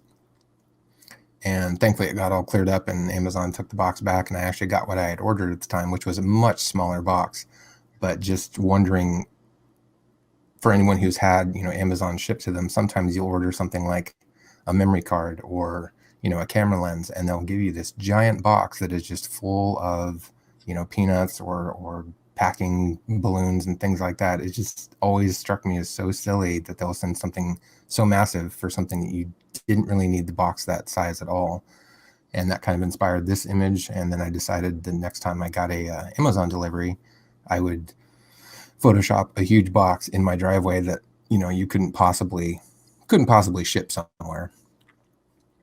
And this is actually normal size me for once, and just a regular size box. I think it was probably about 12 to 15 inches tall, and I just made it much more massive, and then just worked with the shadows and the light at the same time, and then made sure to cast a shadow of myself on the front corner of the box, so that I matched up a little bit better as far as the lighting in the scene.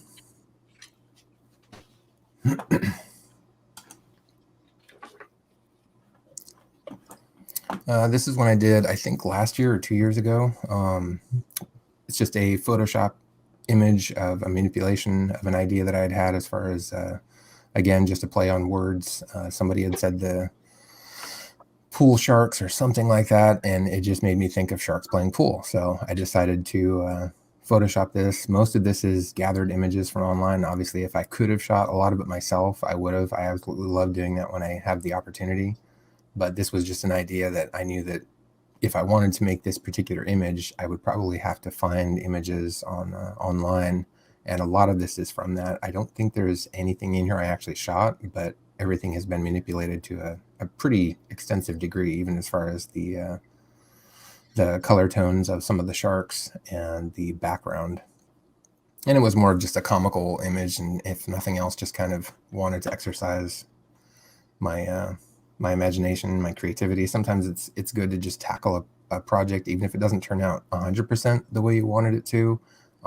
You learn a lot, and you find different ways to, I guess, different ways to edit certain things that you wouldn't normally encounter, such as sharks that I have never taken a picture of myself, but it was fun to do.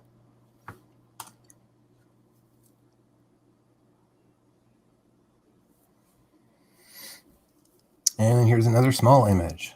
So this one was basically, the idea around this one was getting from, like I said earlier, getting from point A to point B, but how much more difficult that would be if you were extremely small. And I'd had the idea for several days, and because of my work schedule, I wasn't getting home until way after dark. So I knew that I couldn't get this image then, so I just had to keep waiting until a day that I had gotten home. I think it was probably 10 minutes before the sun was setting, and it was just enough light still spilling into my driveway that I ran out there with my camera. I turned on my garden hose and put it towards the top of my drive, which has a slight incline, so that I got all of this water rushing down into my driveway, but I also got the sunlight reflecting off the back and casting this beautiful amount of bokeh around.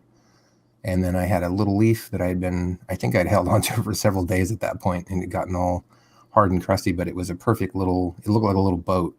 And so I set that down in the water, and then I took several of those shots, just, very quickly shooting, knowing what I had in my head. I already had sort of a sketch out on paper days previously, but I knew at that point in time I was very limited time. So I ended up taking the shots of the leaf and the water. I probably have about 7 or 8 of those, just getting varying lengths of focus and trying to angle the camera right. And then I had to run and grab my tripod and set up so that I could take another couple of shots of me with the sun in the same direction, same angle.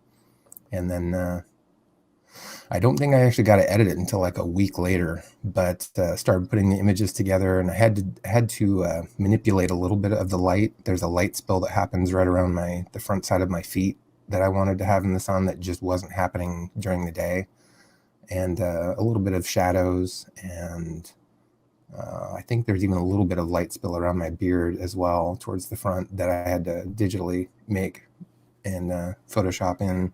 But the remainder of the image is pretty much what I had shot on the day, and then just trying to size those two up and place them in the right, at the right perspective, I guess, trying to make sure that things work well together. And I absolutely love the image as it turned out once it was finished. I really, really like it. It's one of those ones that to me inspires a lot of ideas, and it has a lot of story to it, but it's not a specific story. Like, a lot of people can take whatever they want to from this. And yeah, it's just a cool idea.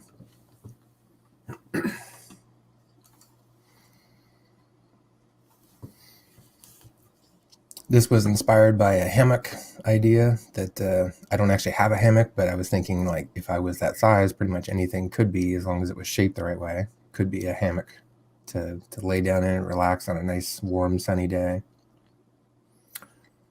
Pretty simple as far as the overall edit. I think if I were to go back and edit it again, I would slightly rotate my, I don't know which axis that would be, honestly, but I would take a picture that's slightly more above me. That way it's not quite from the side. I feel like, even though I like the image, it's one of those ones that later on it just doesn't 100% work for me. Just because I'm turned a little bit too much to the side of the camera while the leaf is more facing towards the camera, I guess. But that's also, I think we all tend to be extremely critical of our own images and see little things that nobody else would probably even be bothered by. But it's just one of those things I try and correct in my head. That way I can learn from it and, not count it so much as a mistake or a fail. Just, one of those little details that you learn from and you apply to the next project, hopefully make everything even better. So this is just a regular Photoshop image. It's not dealing necessarily with different sizes. But it's a Halloween-esque image that I had in my head for probably a good year, maybe 2 years. There's an old straight razor that I had found at a shop in Salem, Massachusetts. It was this very, very old, very cool-looking straight razor, and for some reason, that particular image inspired me to sort of do a Jack the Ripper style horror picture. But I knew at the time I didn't have a clear idea of what that image would look like, so I made sure to do a lot of drawing and sketching of ideas and trying to figure out whether or not I could get everything as far as the man's face, the razor, and his hand all in focus in the same shot. And it turned into sort of a logistical nightmare. And in the end, I ended up using 4 or 5 different shots to combine.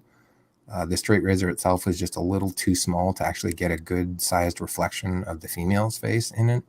So I had to slightly bump that up and make it larger. And then I think it was the hand was also just slightly out of, it would be out of frame if it were all to be included in the same shot for the size and the dimension and the composition that I was thinking of in my head.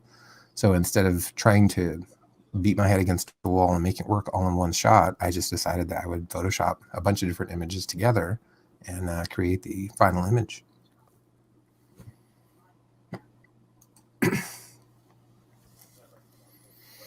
This is another product photography shot. There is probably more Photoshop in this than people would assume, but it's also not, it's not 15 different shots put together. This is probably 3, I think I had one of the face of the bottle that looked really, really good with specific light, but the rest of the bottle, unfortunately, did not. Like, it didn't reflect light very well, or it reflected too much. So I would take one shot of the label looking really good, and then I would move the light around a little bit more, so I would get the side of the bottle or the top of the bottle. And then once I'm editing them together, I just try to make sure that the lines are consistent and that there's nothing that goes from bright to dark with, no fall off. You want to have a little bit of a transition, I guess, to help. And the some of the smoke that's in the very background of the skull is real, but there's some smoke towards the front of the bottle that's actually photoshopped. It's a brush, because I really wanted to include the smoky, foggy feel. But unfortunately, the shots that I had taken of it was either too bright or it was too dark. And sometimes it's too hard to work with an element like that if you're trying to make shots that are similar but not the same. If you're trying to mesh those together, you find that there's a lot of different little smoke trails and stuff that just either end up going nowhere or they conflict with another one from a different shot.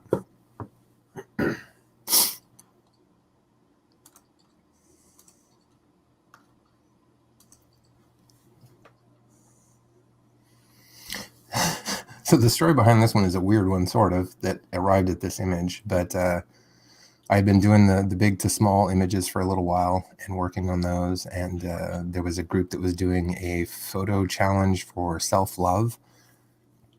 And it was, it was meant to be a positive reinforcement of, loving yourself and confidence and stuff like that. And the idea that I had initially was just to have a small baby-sized version of myself and me taking care of it. And that's kind of what became this very strange but very funny image to me. I still laugh when I see it just because it's so it's so quirky. It's so weird. And I had initially thought about making a baby version of myself, and then I decided rather than that, I would just make a much smaller version, but not change any of my features, not change any of my actual like dimensions. My arms and legs are still the same height. It's just that I am middle ground from my actual size to like the miniature size that I do for a lot of photos.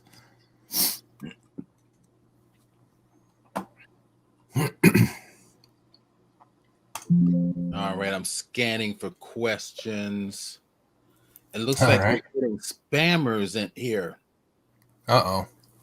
And I'm trying to figure out how to actually moderate these people coming in. It just started happening. Okay. If I click that X there, will that make it go away? Actually, everybody tell me if it goes away. So no, it's not going away. How the hell do we get rid of these spammers on here? Anybody have any ideas? Let me know. Okay, there's I said IB Wizard mentioned there's plenty of royalty-free images sites. Yeah, there really are. Oh yeah. Textures.com is one of them.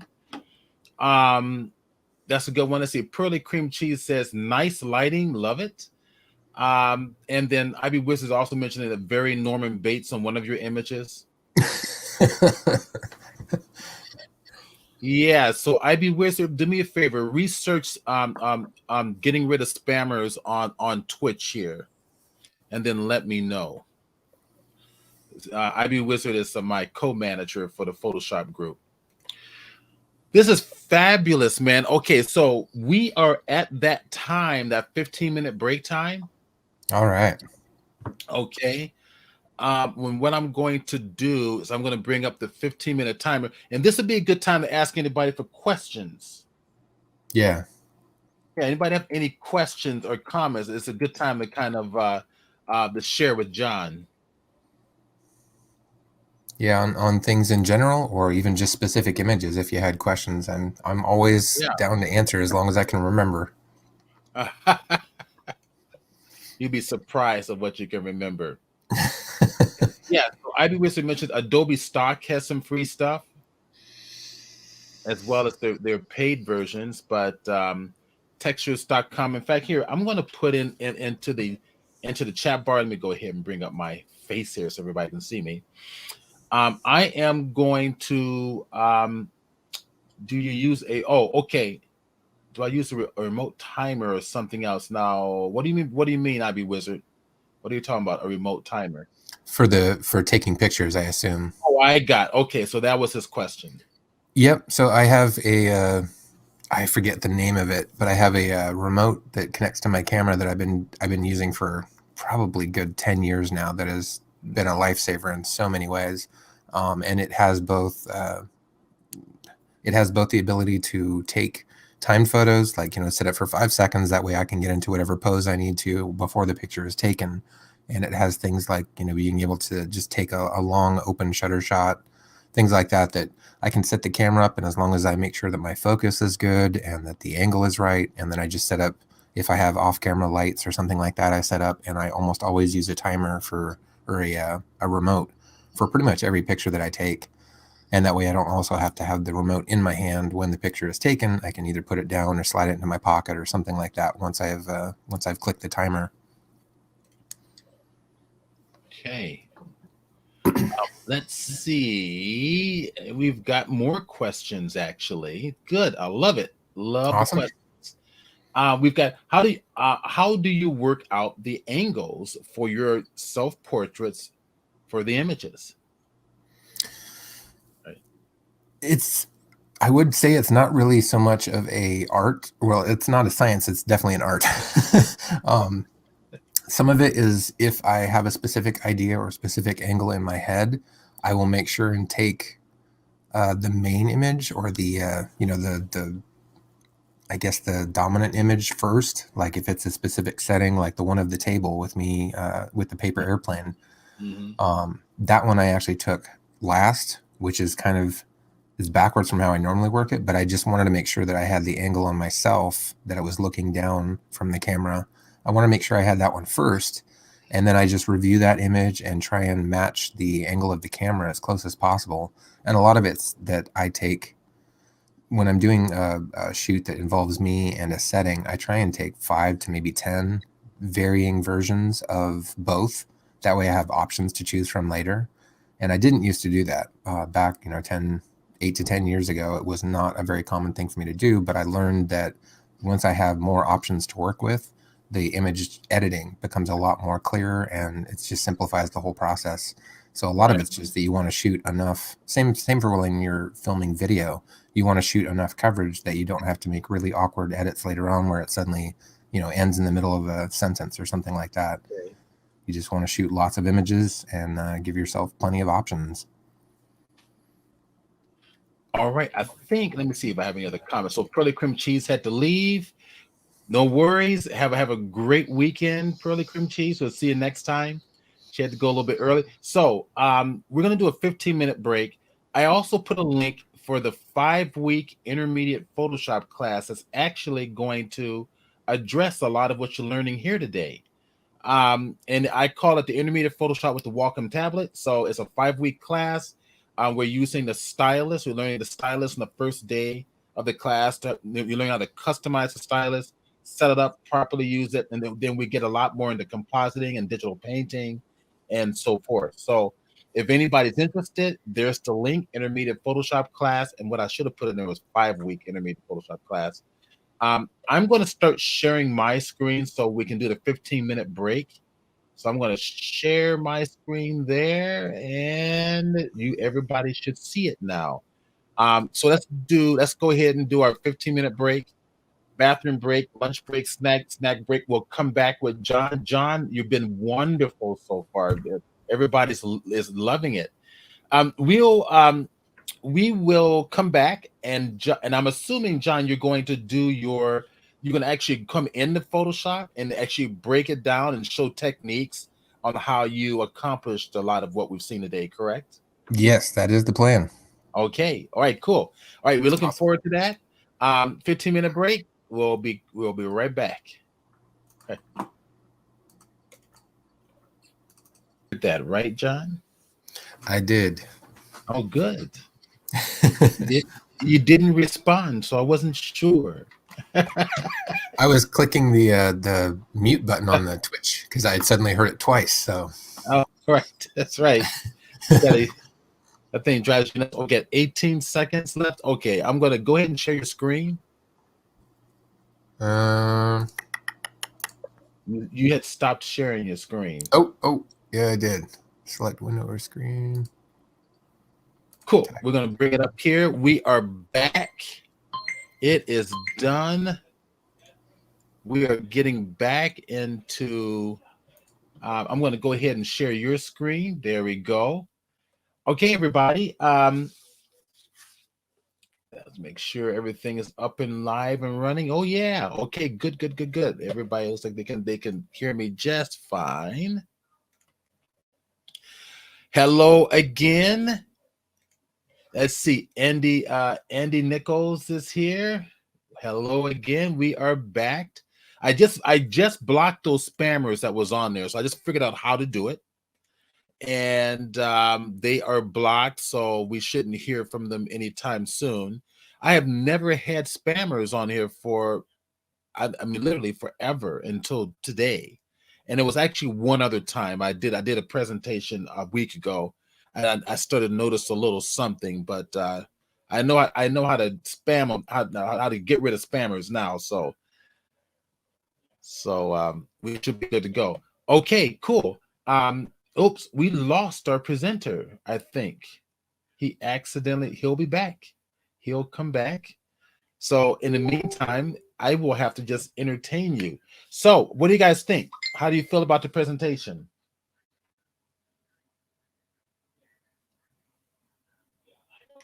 Oh, he just gave me a little message here saying his PC accidentally shut down. I will text him back and say, just log back on.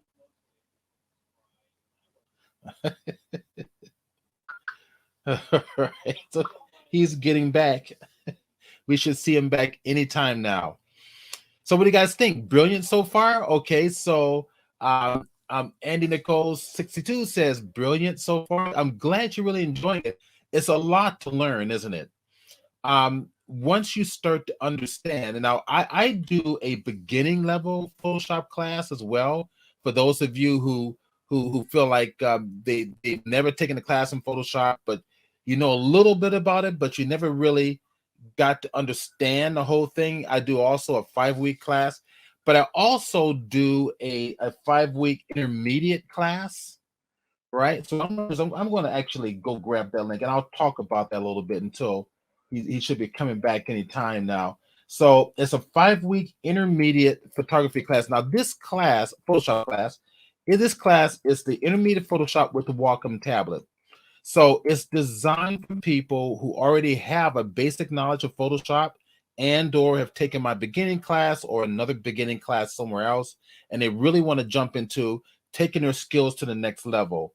I'm using a lot of compositing. We're getting a lot into customizing a Wacom tablet, how to properly set it up, how to properly use it. We get involved with digital painting. A lot of masking channels as masks. Compositing techniques that are pulling things together in such a manner that everything's very realistic. John is back. John, I am adding you on. There you are, and you are welcome to share your screen. Sometimes a good reboot is not such a bad thing. So it clears out that memory out of your system. This is true. I wish I knew why it did it, but yeah, it just it seemed to stutter for a second, and then it just shut itself down and restarted. So that's okay. Hey, go ahead and share your screen, and we'll get back. There we go. Part 2 of our presentation. Yay! He's bringing back up Photoshop. Yep. Hopefully that doesn't happen again. Usually, especially with the new Windows systems, I believe you're working on Windows, right? Yeah. They've become so stable and reliable, so it's rare that happens anymore. And Photoshop is slowly coming up on your system. Yeah. So far, so too bad we can't. Let's see. Say pity we can't reboot ourselves. Andy says, but we do. Andy, it's called sleep. That thing called sleep, right? It's a thing that artists never get. I've heard of it. Yeah, yes. we artists never. How many people actually sleep 8 hours a day? I want to know. I'll just chime in the chat box. How many people will actually get 8 hours of sleep? Artists never get 8 hours of sleep. They're always up doing Yeah. stuff. What here we go. We've got what a phenomena. And he says, yeah, it is. So Kurt's kind of like Kurt JL is kind of like, what? like he's sleeping. Sleep. I guess that's like his head is laying down there. Yeah, artists like staying up late at night, and then we can barely function right the next day because we don't get any sleep at night. And then the thing that the benefit about nighttime is that no one calls you. There's no spammers. There's no clients bugging you, so you can actually get stuff done. So That is a big advantage. That's for sure. So we are. Let's see. Looks like John is back. He's just opening up his image, and I'm going to let him take over in just a minute. So, okay, here we go. So Ivy Wilson says, "Lack of sleep is how zombies are born." That's right. So make that your motto, everybody. Lack of sleep is how zombies are born, and basically, you don't want to be a zombie. Zombies are bad. Vampires are cool. Zombies are bad. I'm going to get a lot of debate on that one, huh? Cool. Looks like you're bringing up your image.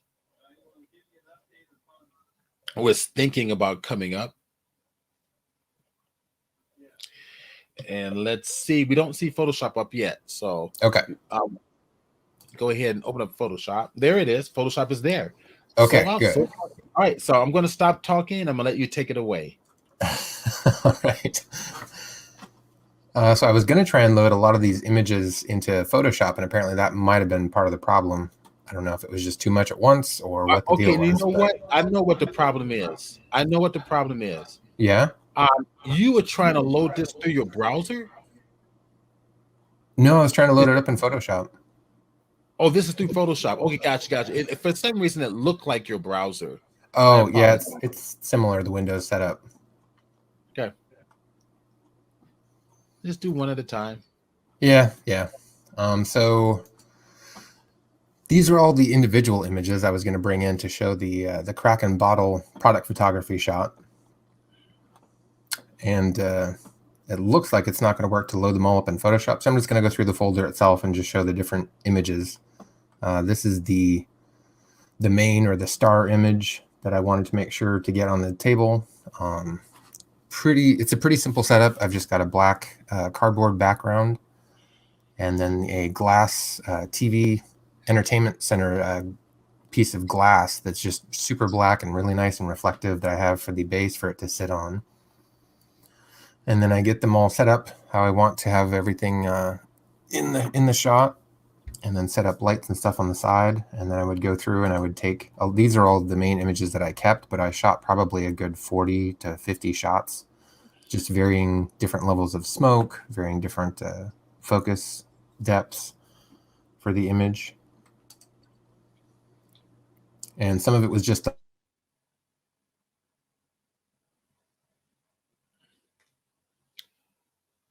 Okay, let's see. We lost your microphone, I think. So, John, we're not hearing you. At least I'm not hearing you. Maybe it's me. Is anybody else not hearing John?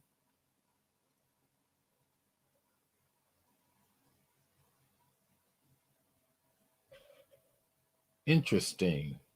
No sound. Okay, so but you can hear me, right?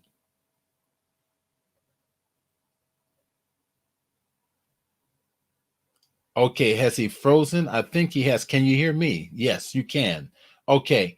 Wow. Oh, let's see. Let me he's gone again. Wow. He might need to get some bandwidth, huh? Oh man. All right, so we'll get him back. I'm going to just text him real quick, and then we're going to go have our little discussion about plugins in Photoshop and compositing techniques in Photoshop. I'll be here to entertain everybody. Um, let's see. Let me go back and get him real quick. Send him a quick little notation to just log back in. It was going smoothly. Just log back in.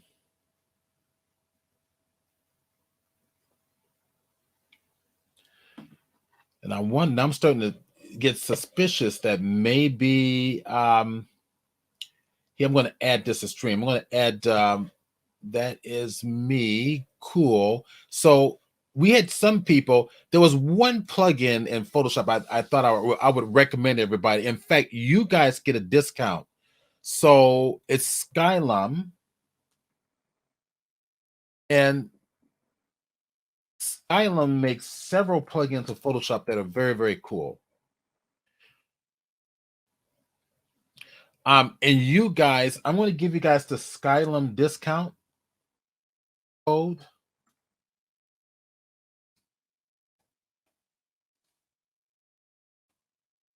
Go back and Skylum discount code. I'm typing this into the chat box now if I can spell this right. There we go. So discount code. We get a discount code if you guys want to go and purchase the Skylum plugins. And it's not really a plugin for Photoshop. It's a standalone to work with your photography, but it works as a companion to Photoshop. And let me undo that one. And the code is SDPUG. Okay, for San Diego Photoshop Users Group. There we go. So that is I just gave everybody the discount code, and right up here is Skylum, and they have like Luminar, several other programs. Let's see what's happening. I need to accept this, don't I? It normally brings up everything.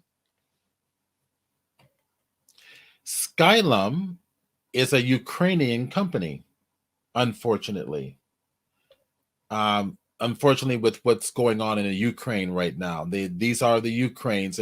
They made this this standalone software, and they've got several different options. They've got now Luminar is wonderful.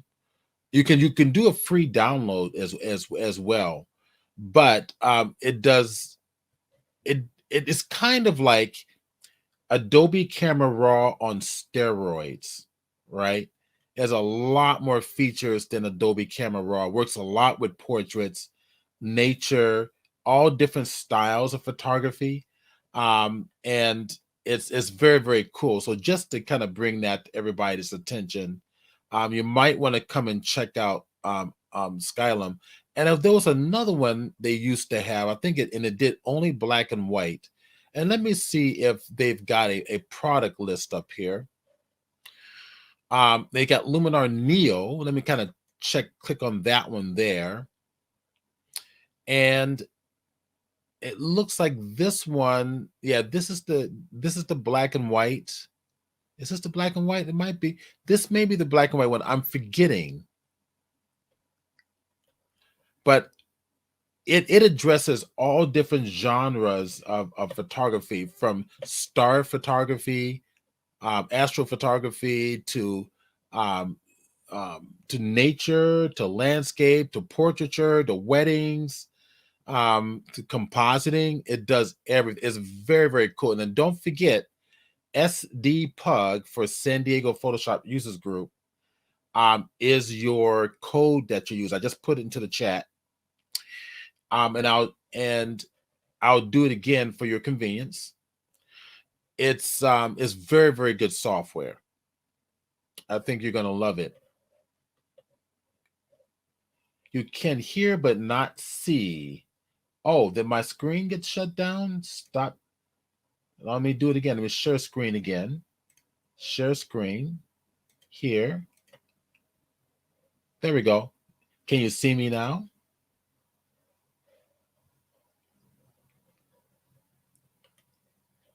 All right, you should be able to see me now. as it's showing up on StreamYard. All right. IB Wizard said he had a problem, no video. Discount code. Okay, cool. So I put the discount code. So if you did not see for some reason, I thought I was sharing. It says I'm sharing. As we wait for John to get back in. And what I could do is I can run over some techniques for compositing that John may or may not be running through, going over, but it might be until he gets back. I'll keep you entertained. All right, so he should be back here anytime now. I want to move something just over there. Cool. There he is. He's back. All right, there you are. Well, I see ya. So let me come over here. What did I just do? Yeah, of all the days for this to be happening, of course, it has to be today. Well, it was interesting. The first part went flawless. I mean, the first part was fine. Problems. So that's why I'm wondering if it has to do something with Photoshop, because it's acting like it's very labored, like something is not, I don't know, something is not working right, or it's getting to a point that it's too much for it, and so it just shuts down. Well, what's going on is that your graphics card is utilizing StreamYard. Right. So, but usually, I mean, I've done a million presentations like this, and I've never had this happen. I'm going to add you to stream. Okay, cool. There you go. We see the octopus, and so I would just do it this way, and then they just go through each layer and see if we get lucky here. Luck. It should automatically work. Add the stream. So all right. So let me come over to here. There we go. That's what I want to do. Oh, this is stupid.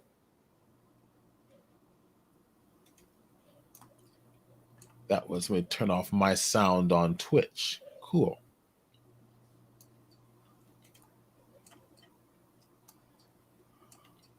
Boy, it's way behind. Okay. All right. So SDBug is in the stream chat. That's right. Good. That's right. It's in the stream chat. I will put it back in there again. Let me go back and because we are currently sharing. Go back for your convenient. I will give you that discount code for Skylum.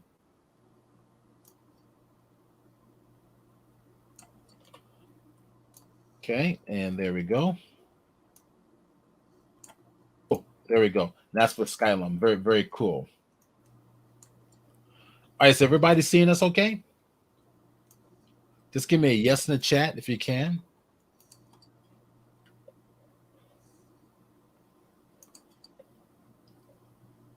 Yes. Okay, good. All right. So John, go ahead and take it away. All right, let's try this again.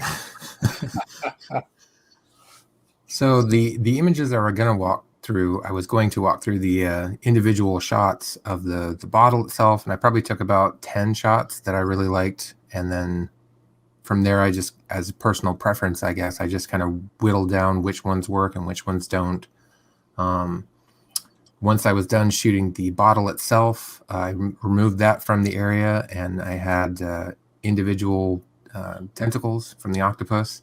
Some which worked better for being on the bottle, some that worked better for being on the side of the bottle.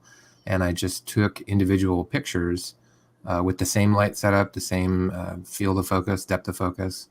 And I would just manipulate them with my hand to be upside down or to be facing the camera.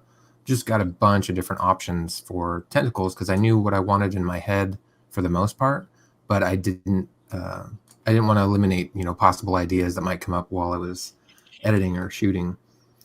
So this is this is the final edited shot of the main bottle. And I really liked the tentacle laying across the top. It didn't block out the words that are on the bottle itself. So I used that, and then I just blacked out the background. And some of this is a little messy or just thrown together, but some of the layers make more sense as they're added on rather than by themselves. So the next layer that's going to be in the stack is just this little one in the background here. And that was just a tentacle that was laying down on the glass behind the bottle, but I really liked how it looked in the overall image. So I was made sure to add that in there. This is a layer that's just water splashes, and part of this is a pack that I don't remember where they came from. I wish I did. I should have researched that before I got to this, but I'll try and include some links to it in details in the coming days. But it's a really cool pack of water splashes and just like water droplets and stuff that really help this image come to life. And some of it was with brushes as well. So it's just kind of using all of the different avenues that I could to help create a cool looking water splash. This is another tentacle that was added onto the side of the bottle. Now, did you use warp on the tentacles or in? A little bit of warp here and there, depending on the tentacle itself. Yeah, that's definitely a, if it wasn't 100% angled the way I wanted it to, sometimes I would use a little bit of either warp or a puppet warp and isolate possibly a part of the tentacle itself. Puppet warp would be a fun one for this one. Yeah, well, it definitely lends itself to, helping create this specific angle that you want on the tentacles. So a lot of these are just individual shots that I've photoshopped out. Thankfully, some of it was behind the bottle, since I knew I was going to be concentrating on the label being the most obvious and easily identifiable part. I could actually, it made the editing of the tentacles individually, made it a lot easier because I knew I could put them behind the bottle and just, speed up the whole process. So as you can see, this layer itself is actually simply a reflection of the tentacle, as it comes in right there. So that was just the same image that is over here, but flipped and rotated on the glass piece and then edited to hopefully be a little bit more on the subtle side as a reflection would be. But it helps that whole, helps the whole idea, the whole subtlety of it. And I've done that for pretty much every tentacle that's in here. There's, I think all of them except for maybe this one at the top left has a reflection that is cast in the bottle as well. So that was one of those little details that I tried to make sure to include.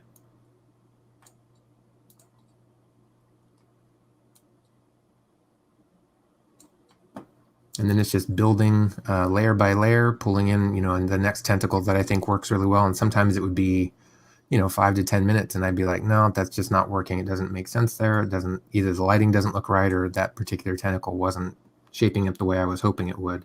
So then I'll move on to the next one since I had plenty of options.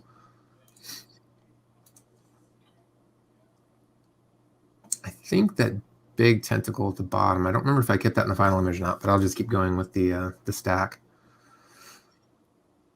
And the best thing about using the octopus that I found and taking all the shots myself is that I had so many more options for like which way shadows are being cast. And it's one of the reasons why this particular image only came to life once I had found the octopus at the grocery store, because I would have looked probably forever online to find the exact right angle, the right lighting.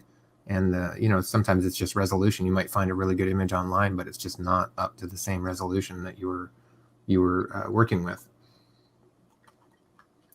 That last one, that last one was just a water splash that's pretty subtle. It's just these droplets that run along the tentacle at the top there on the bottle, but it made, for me at least, it made all the difference in helping put that little element of action, of motion into the image. And there's a layer of shadow, because I needed to make sure that there were some shadows along the tentacle parts that are right next to the bottle, but not necessarily touching it.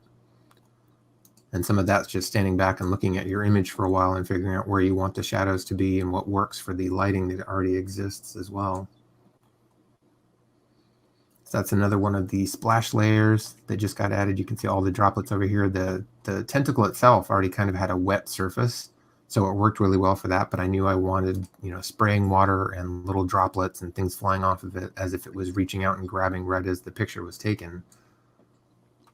So I think that also had quite a bit of warping just to make sure it followed the same angle and shape of the tentacle. And there's a layer of simply reflection of bubbles that is coming off of here, all the water droplets that are flying around. And the next layer is more water. There's lots of water spraying in this.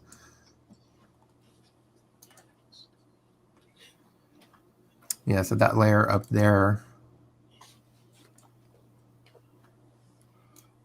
Same for the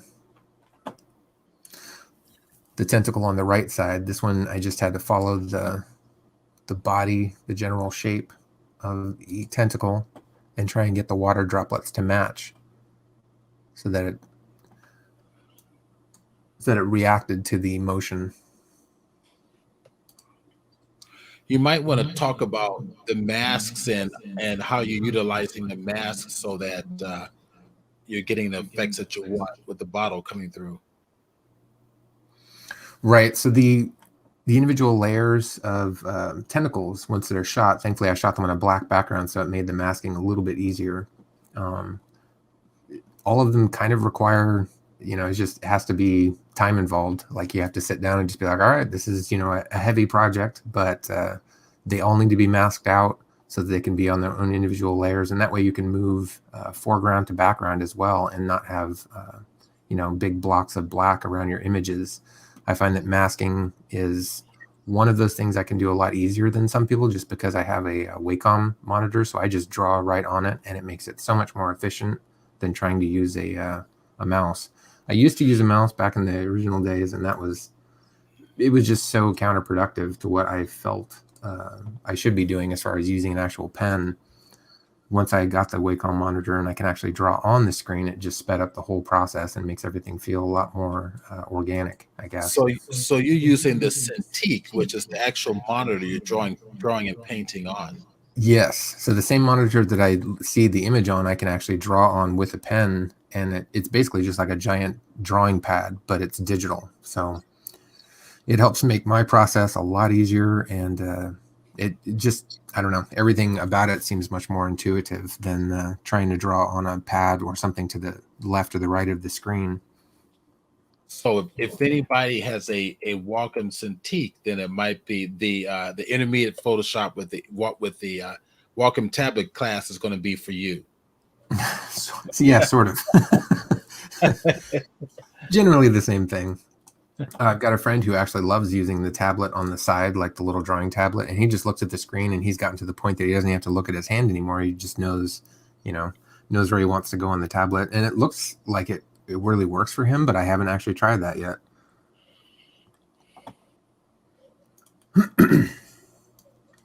So another layer of just simply water splashes. I don't know if that was, again, it's very subtle, but they're just little droplets. Some of them are even out of focus that I added in just because I wanted to have a slightly more epic image.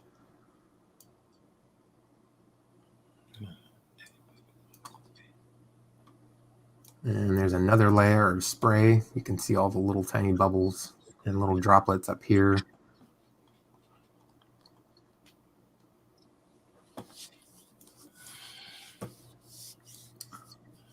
I think somewhere in there, down here at the bottom, is an image that I ended up not keeping, but I have clicked on somehow.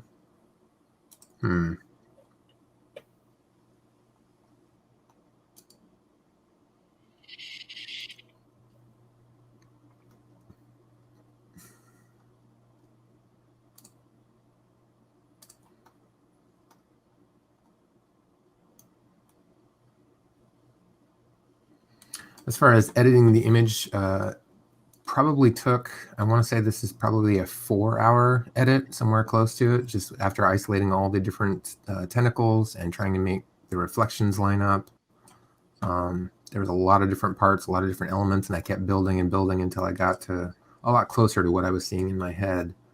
I tried to find the drawing that I had done originally because you had mentioned to try and see it, but I don't remember which folder I put it in, and at this point I didn't want to go digging in case it shut my computer off. maybe you can take one tentacle and remove the mask from it to show us from scratch how you did it.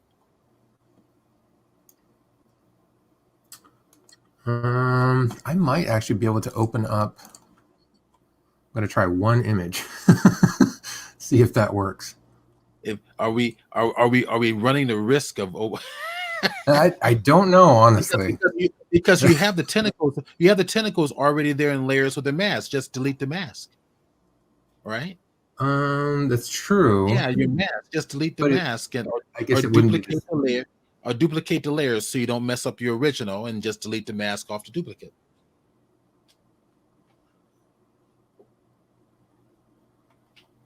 Just thinking of a quick way to handle it.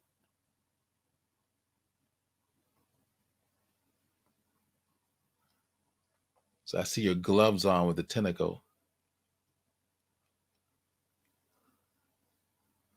Uh-oh, did we lose him?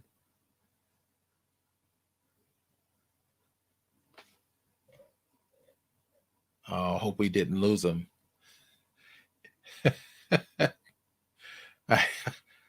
I'm hoping we didn't lose him. Let's see, John, can you hear us? Yeah, I think we lost him. I knew it. I told him not to click on that image. I told him to leave that image alone and just duplicate that layer. See, there we go. So there's something with Photoshop on his system. Photoshop is messing with something. Kids, don't do this at home. Okay, so I'm just going to show them give them a quick note to come back in. Just come back in. I've got a little text going to Facebook here. See, so something is on his system, and it probably has to do with this graphics card, because what happens is when Photoshop is a graphics, it's a memory hog. It's taking up a lot of your graphics card's resources. So when you're streaming to StreamYard or Zoom or Adobe Connect or whatever streaming software you're using, that streaming software is also utilizing your graphics card resources. So Photoshop's competing with it. Now, in his case, I'm not saying this is correct, but my suspicion is that the graphics card is being taxed. So when he tells Photoshop to go open something else up, it messes it up and cuts him off from StreamYard. So that's what's kind of happening. Stop breaking this computer. Exactly. I gotta post that one. It is. I told him, Jason, not to open up another image. I said, just duplicate the layer since we know it works now. He didn't listen to me. Okay, let's see. You broke his computer. I did not. I told him not to open the image. He didn't listen to me. He wouldn't open the image. If people listen to me, they have a hell of a lot less problems now, wouldn't they? So, okay, cool. He'll be back. You know what I'll do too is I can kind of share a little bit of what he's talking about until he comes back. I'll open up Photoshop here. I'll share my screen. Let me go get Photoshop real fast. I'll open it up. And we'll talk about masking, and I can share with you some of my approaches to masking and utilizing channels. I like to utilize channels and masking as well. And he's probably using masking a little bit differently. I take it from a little bit of a different approach. And let me go ahead and share my screen. And when he comes back, I'll bring him back on board. So let me go to my screen and let me go share Photoshop there. Now I've got an Alienware top of the line beefy computer with a great graphics card, so I'm not going to crash. Just saying. Let Photoshop finish thinking there. It's kind of, I got the hourglass there, so it's just thinking it's by running something in the background, and we'll let it finish up. So yeah, this is some of the risks that you take when you're doing these online streaming, is that not only should you have a good bandwidth, you need to have a better graphics card too. It really helps. I'm going to go ahead. I'm going to hit my Control or Command and Shift, and then O. It's a shortcut for opening up Bridge. I'll open up Bridge, and we'll talk about some of the compositing techniques, some of the masking techniques that's going to be critical for you when you do some of these types of composites. Whatever composites you're doing, that masking is so critical. To be, and your lighting is also so critical as well. I'm going to go over here. I'm going to go find my student work files. I think I've been playing around with some things in the student work files. And the student work files is kind of the work files I use for all of my workshops. And I've been posting about the intermediate Photoshop workshop, which is you're going to get a little bit of a teaser of it today. I'm using a Wacom pen. Here, I'll maximize my I'm using the Wacom pen, right? I've got a special Wacom pen. This one has 3 buttons on it as opposed to just 2, right? Here's my pad right there, right? I also have the Cintiq. It's the actual monitor that you're drawing and painting on. I also have that as well. I'm utilizing both. So, so here's Bridge. Yeah, we are now in Bridge. And let's go find something. And let me go to beach scenes. I'm gonna find something, kind of talk about compositing here. I've got some tree scenes in here. Let me kind of go here and scroll down. And something like that could work. So when I'm in Bridge, I'm hitting the space bar, and that's going to maximize things. But there's a tree in here that I want to particularly use that has sky stuff all in the background, all through it. Let me go see if I can find it. Beach scenes, maybe it's under scenics. So I have one called Scenics by any chance. Let's see, new composites. Oh, nothing's there. Is that what the deal is? Okay, let's see. Beginning Photoshop is not found. Something's not found. So go back up to favorites. Let's go over here to the student work files. I was just in there. There we go. Okay, go back to the folder, student work files. And it looks like he's still waiting to come back. He probably needed to reboot his computer. So to reboot his system. So compositing class, let's see if I got it in here. I'm gonna go kind of look through here real fast. And these are some good potential. This is a good one for doing compositing technique. That's a good one. There's another one in here. I'm going to take a look. Yes, I think that could work, but I want to look at that. Actually, this will work right here. This should be good. Let me take a look at that. That might work. I've got a better one in mind. So let me just go check one of the locations. That's compositing. Let's see, contrast masking. I guess I could use that, but let me come down and see landscapes. So what do I have here? Ooh, got some interesting stuff on landscapes. Levels. Let's see what I've got here real quick. He's back. Okay, let's bring him on board. There we go. All right, I'm adding the stream. John, you there? I am here. Okay, cool. So I'm going to add you to stream. Cool. We are looking at your system now. Okay. I'll stop talking and let you. So don't open up any more images. No. Nope. Not going to do that again. Just do the layer. No images. Okay. Okay. All right. So the image is going to be the top right one here, the tentacle up there, and I'm going to disable the layer mask so you can see what the original image looked like. Right. So there you can see there's black around it, and there's it's not completely cut off around the bottle, but I wanted it to be behind the bottle. So once I add the layer mask, then I draw in with pen or the brush tool using 100% black and just very finely detail all around all the outer edges and even the inside of the little curl there that happens at the end of the tentacle. And that's all done with a mask so that when it's enabled, when you're actually drawing it, it turns out looking like this. And then that's before all of the water has been added and all of the different splashes and things like that, just to help it blend a little bit better. And you can move things forward and backward as long as they're masked off. Then you'll see the different depths that you have from the individual layers into the whole image. Try and get a few more of these to show up.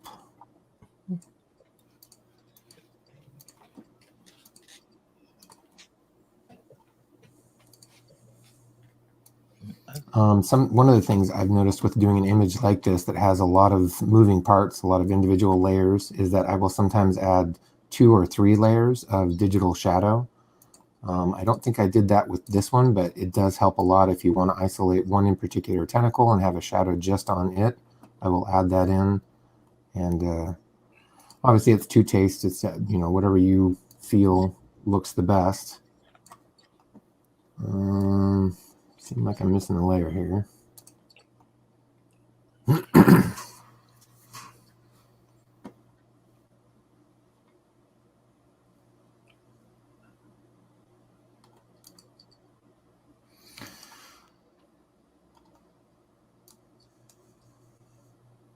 Having to reboot it every time is definitely a challenge I was not expecting. I think what's going on is that your graphics card is being taxed between Photoshop and StreamYard.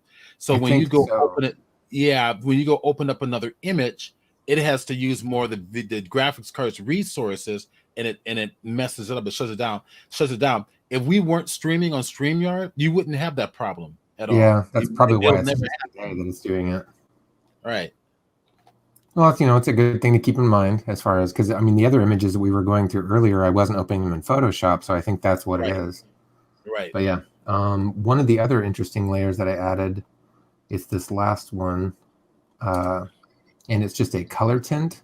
It's really subtle. It's kind of hard to even, I don't know if it's showing up on that screen or not, but there's an orange hue that's down in the bottom left side, and then there's a blue tint that comes in at the top light side, and it just changes a little bit, and it's something that was really subtle, but I really wanted something a little bit teal in the picture, but I didn't want to alter the image. Could you show us what it looks like without the mask? So without the mask, hit shift click on the mask, and then also go to normal blend mode. Yeah, because it's in an overlay right now. So there you go. Right. Yeah, go to a normal blend mode so everybody can kind of see what it looks like. So this is the normal blend mode. It is reduced to a 37% opacity just because I wanted to keep going lower and lower. It was a little too strong at first because it was like this. Yeah. So you painted it in, right? Yes. So I painted it in using the brush tool and using 2 different colors, the sort of yellowy orange and then the teal. And then once I had that down to about 37%, I thought it looked good, but I really wanted it to be a little bit more subtle, which is why I changed it to overlay for the blend mode. And then the mask itself, I think that's with the, I think I was just reducing the colors even more. Yeah. So in the end, it doesn't seem to be that big of a difference, but it was enough to me that I just kept tinkering with it and working with it. And this is what the final or finished image looked like. I think I've got another option that was moved up here. Yeah, that was one that had a lot of smoke and stuff. It was an earlier idea that I had come up with, and I just didn't like how much it hid the water. You have to play with different ideas if you're not. I like the smoke. I would like almost, because the bluish that you put on the bottle, the bluish tint originally. I like the smoke, but just make the smoke a little bluish. Yeah, I can make it a little bit bluish, or maybe even reduce the or duplicate the smoke layer and give it a different tint to it, and then give it a blend mode of like screen or something like that.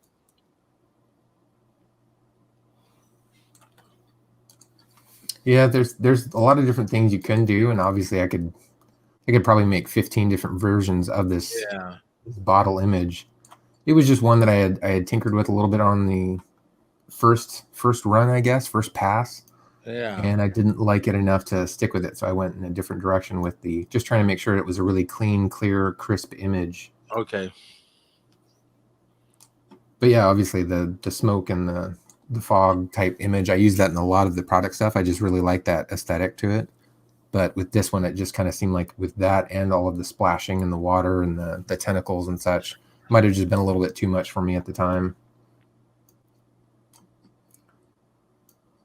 So that is a general run through of all the different layers without opening up each individual shot. But yeah, there's probably, I want to say there's somewhere around 25 layers total. And then a lot of the tentacles I grouped together in their own folder just to try and keep them separate from the main bottle image with the tentacle on top. And I hadn't done something this in-depth before, so a lot of it was also a learning curve for me, just trying to figure out how to use all these individual images in a solid one simple image idea in the end.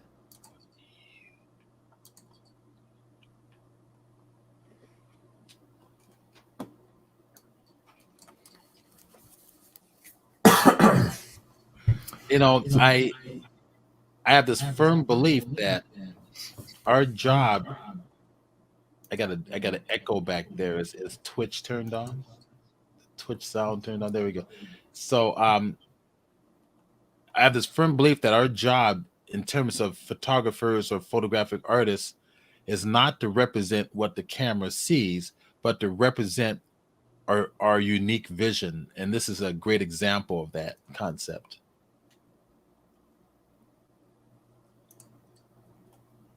Yeah, I'll try and find the drawing and share it with you at some point. But yeah, the drawing was a pretty simple sketch, and I don't think I had anywhere near the amount of tentacles because I didn't at the time know 100% how many different pieces of the octopus were going to be usable. I was afraid that possibly it might be a little, there might not be enough texture or enough size variations to them, and they were a little bit, what would be the word, posable, I guess.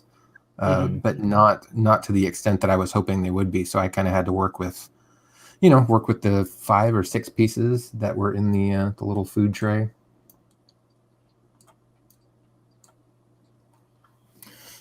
Yeah, I don't know if there's anything specific image-wise you had any questions about on this one. Kind of looking at the chat box. Anybody have any questions for him? Because we're just about done.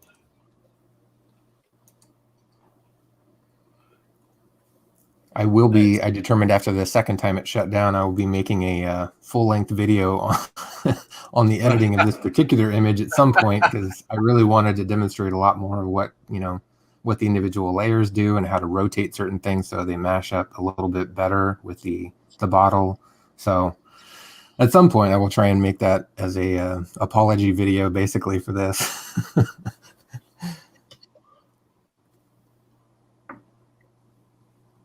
No worries.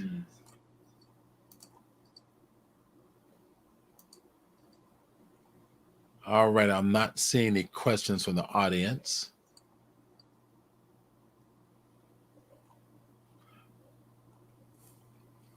This would be a good time to ask any questions, make any comments. So we're just about ready to wrap it up here. Okay.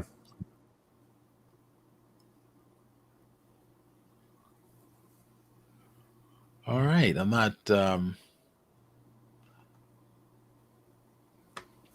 Anything else you want to share? I do not know, honestly. I went through most of the images that I had selected that had been the last couple of years, and then I decided last night there would be an interesting thing to show some of the first time attempts at the small stuff, which is some of the older ones that I had shown earlier in the day. Yeah, I thought it was a good choice for the presentation. Yeah, I feel like it's for me at least, it helps a lot if I'm looking at an artist that I'm just blown away by their work, and I don't have that ability to just launch myself into like, oh, I can be that good someday. I'm always looking at their work like it's just too far out of reach. So it always helps when I can see something they've done earlier on and be like, oh, okay, that's not as difficult as I was thinking. They're just Right. decades possibly ahead of where I am at. And that's Right. a really important thing to keep in mind. Sometimes it's just breaking it down and understanding, how they began, break it down to simple steps. When artists break down their work from beginning to ending stages, you realize this isn't really that hard at all. It's Yeah. it's just paying attention to detail and cleaning up your integration techniques. Yep. Andy Nicole has posted a comment. Even with entertainment breaks, it's been interesting to see how you do the thing. Yeah, yeah. Entertainment breaks. I like that. I, that's a nice way to put it. Thank I'm you, going to use Andy. that from now on.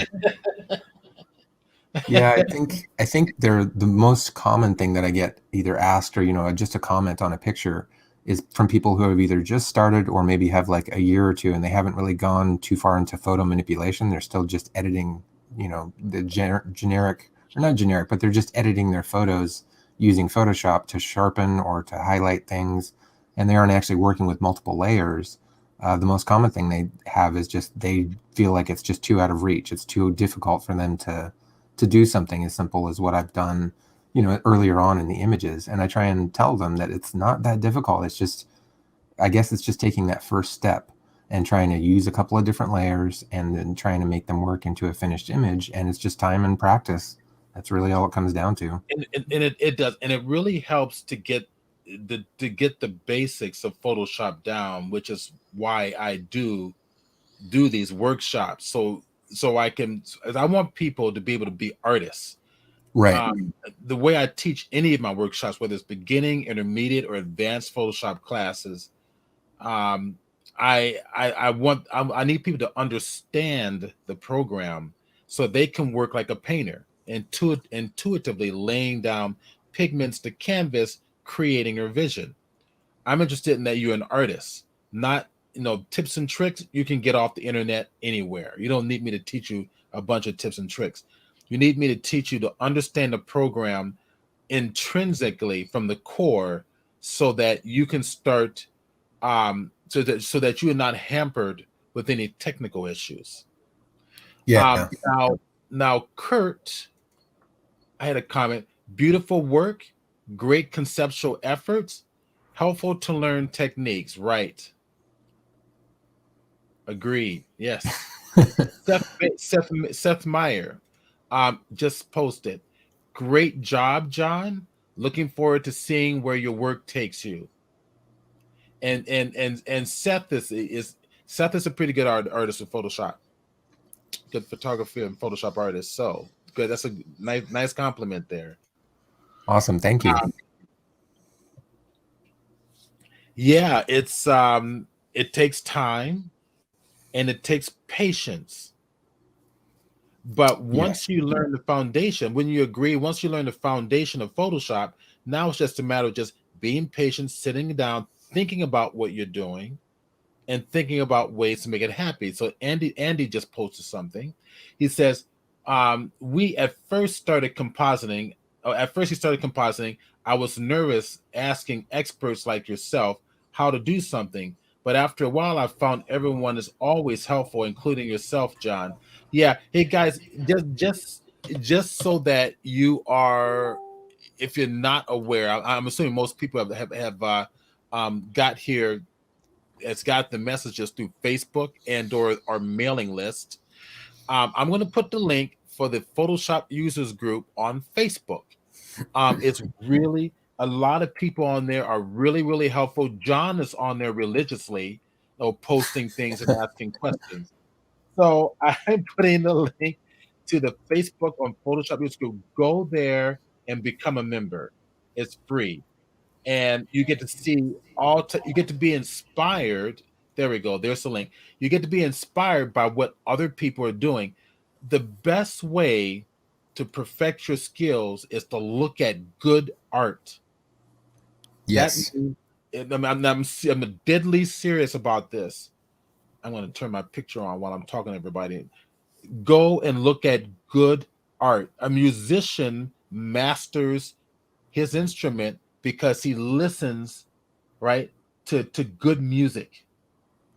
You become you perfect your skills by going to museums and going to galleries and looking at the works of the masters and the contemporary people doing something unique with the same tools that you're using. That's how you get better. You Yeah. have, I mean, John, wouldn't you agree that today we have a huge advantage over any artist ever in the history of art? Is we've got the advent of the internet. Oh yeah, On absolutely. the, and we I can go follow on the, people from all over the world just because all over there's the so world. many more, the avenues for watching, some musician from, Spain or something like that. It's just available and I can enjoy as much as I want to. And I can even ask questions and sometimes have them respond. And that's just amazing. And the advantage of us being digital artists, that when we see our digital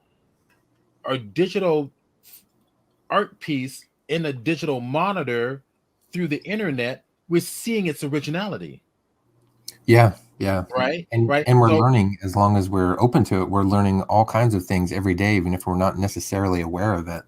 that's right. I mean, if we want to see the original painting, we have to go to the museum, the gallery, and see the actual painting, right? Yeah. But with our digital, everything's being done in Photoshop or 3D programs or whatever digital program you're using. We're seeing it on the same medium, that digital platform, the monitor, the computer.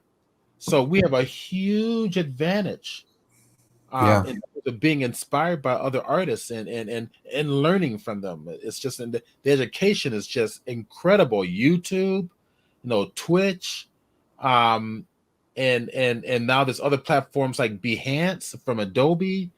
Um, it's there's no excuse why we can't grow as artists. If we're not growing as artists, we're either not studying correctly or we're just being lazy about it. Yeah. Yeah. And with the groups too, like the Facebook groups where you can ask questions and have actual demonstrations from people to show you how to get better and how to accomplish a certain task that you're trying to do with your picture. It just opens up the availability so much that I don't think, Yeah. aside from people that are just a little bit too timid to do that, I don't think there's any reason that somebody can't become a master artist simply by watching stuff online. Yeah, you can't become a master artist just by watching. I mean, and I know that's not what you mean. Right. What you basically meant is you get inspired by what you see online, and then you have to go practice it and put the hard work into it. Yes. Um, Yes. It still takes and then doing on your yeah, own. yeah, it's not easy, but it's so rewarding Yeah. in the long run. I mean, you look at how many hours you put in your work to get to where you are, right? A Yeah. lot of hours. A lot. Almost 10,000. Yeah, probably more honestly at this point, considering a Right. decade plus. So, well, does anybody else have any other questions? So, if you guys want full access to all of the classes and workshops I've done on this channel, then please subscribe. We would greatly appreciate it. It helps support the channel. It's like $4 a month, right? And then you come in, you can rewatch anything I have on here, whether it's the 3D stuff that I do, the Photoshop that I do, the compositing, the digital painting, doesn't matter. It's all on here. Subscribe and become a member, and if you want to just follow me so that you're notified every time we go on live, you can do that as well. That's all free. Okay, so definitely follow me. John, you were excellent. Thank you so very, and everybody. We both apologize for the issues. Sometimes the internet's not always works, doesn't always work to our favor. Um, but yeah, I think overall you did a fantastic job. Yep. The entertainment breaks aside. And that's right. Okay, so this is the Photoshop users group. We have monthly meetings. I'm still setting up the speaker for next month, but you'll all be notified. Also, don't forget you're welcome to take advantage of the. Now I'm going to post the Facebook page once again, so that you can go there and become a member on Facebook for the Photoshop users group. Okay.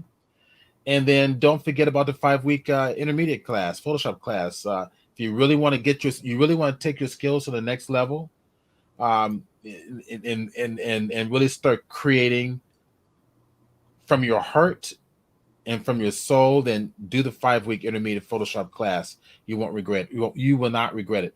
So thank you, John. You're excellent. I really appreciate it. Thank you, everybody, for the support and being here. And I'm Stephen Burns, and thank you to I think David Good, who was here a little bit earlier, who helps me run the group online, and also to Faye Barsh, who's also another administrator on the Facebook page. They're both are wonderful and making sure that things stay educational and fun and friendly, because we don't tolerate anything that's unfriendly on our site. And once again, the Photoshop Youth Group, we were voted by Facebook to be one of the most helpful and educational Photoshop groups on Facebook. So come and join us and share and learn. Okay, that's it. We'll see everybody next time. And thank you so much again, John. You are welcome. Thank you for having me. And we will most definitely have you back. Awesome. Sounds good. And I'm gonna get you some more bandwidth too.